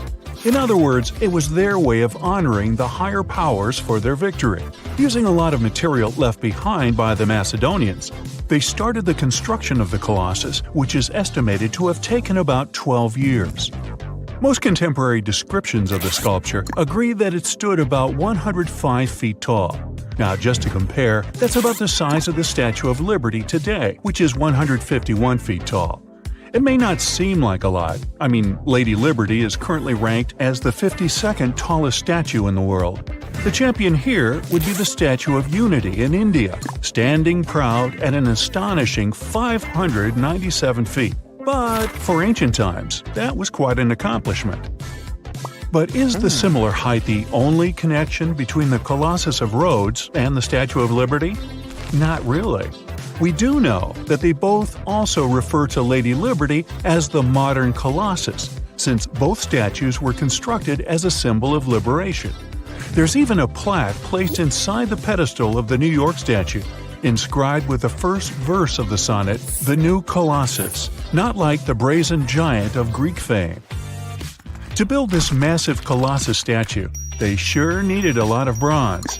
Some ancient records even recount that the construction required 27,000 to 29,000 pounds of bronze. Even for modern times, this is a lot, but back then, they even called it an operation that involved the bronze industry of the entire world. The man tasked with bringing the statue to life was Chares of Lindos, a local Greek sculptor. The whole construction took place from 294 to 282 BCE, but unfortunately, Chares never got to see the end result. We don't know for sure why that happened, but some records claim constructing the Colossus of Rhodes may have led him to complete bankruptcy, since he failed to accurately estimate the cost for the massive statue. Anyway, we still don't know for sure how it was possible to build a statue this big back in those days. They had none of the equipment we have today, like excavators or elevators. Some old records said that they had to invent a completely new, custom method to build it. It all happened on the location, put together piece by piece. They supposedly split the statue into many different sections, and the first one to be constructed was the feet. Once each section was done, huge mounds of earth were placed around it, so they could continue working on the next section above. However, these records were made more than 100 years after the Colossus was finished, so there's little we can say about the accuracy of this information. In all those 12 years, the local Greeks worked around the clock to build the Colossus of Rhodes. They started with a white marble base that they placed at the statue's feet. They then continued with some sort of an iron skeleton, to which they attached the bronze plates. Why did they choose bronze, though?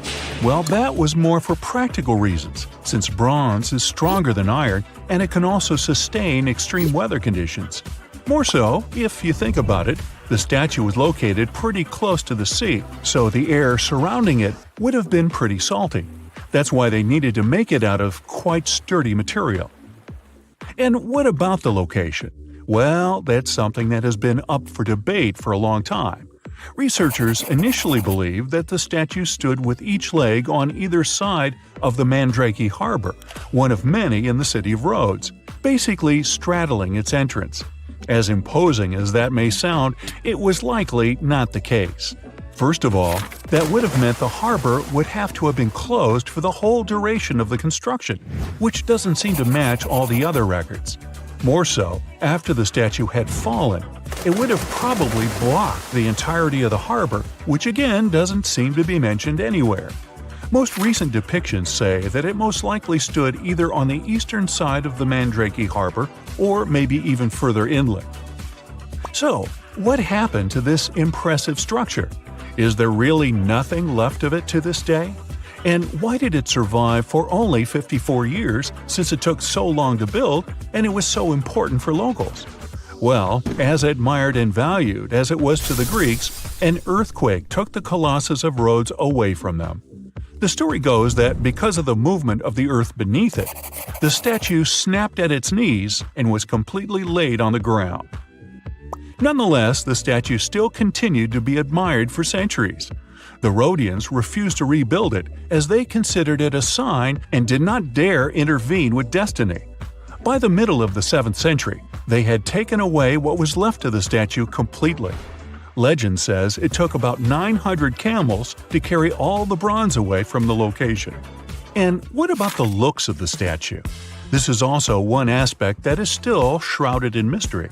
Even though it was a symbol of the locals' pride in maintaining their independence, they did not use the depiction of the statue for any of the coins they made, even though that was kind of customary. Other art historians do think, however, that the Colossus was similar to other depictions of the same mythological creature, a male figure that had rays of light rising from its head. The position of its hands is also still up for debate. Some say it might have even been holding a torch. We don't know if his hands were pointed straight down or whether the right arm was raised, like in similar representations in Greek mythology. The original might not be here for us to admire anymore, but there are some plans out there to rebuild it. A group of European architects intends to build a 21st century version of the ancient statue. This new construction is planned to stretch 500 feet tall. It should serve as a cultural center combined with a lighthouse. To make sure it won't have the same destiny as its ancient ancestor, these designers intend to use a lot of technology available today. Firstly, they plan to cover the whole exterior of the modern Colossus with solar panels so that the enormous building has enough electricity.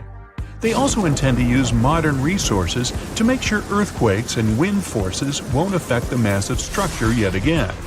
To do that, they plan to build the statue as a tripod structure, made from its 2 legs and a third pillar of support, constructed from the sash draped over the statue's arm and touching the ground. They also plan to place heavy steel support around the base for counterbalance. They even thought of a suspension system that would permit the statue to rock back and forth, making it a bit more flexible and able to resist all the various weather conditions.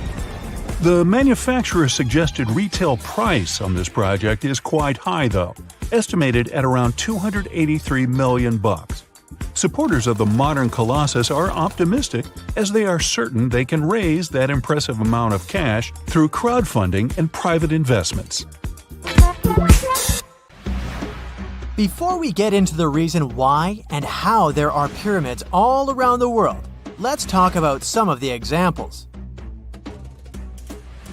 I'll start with the Pyramid of the Sun in Mexico. These folks really knew how to build a city. Their well-planned urban center spanned over 7 square miles and boasted several pyramids.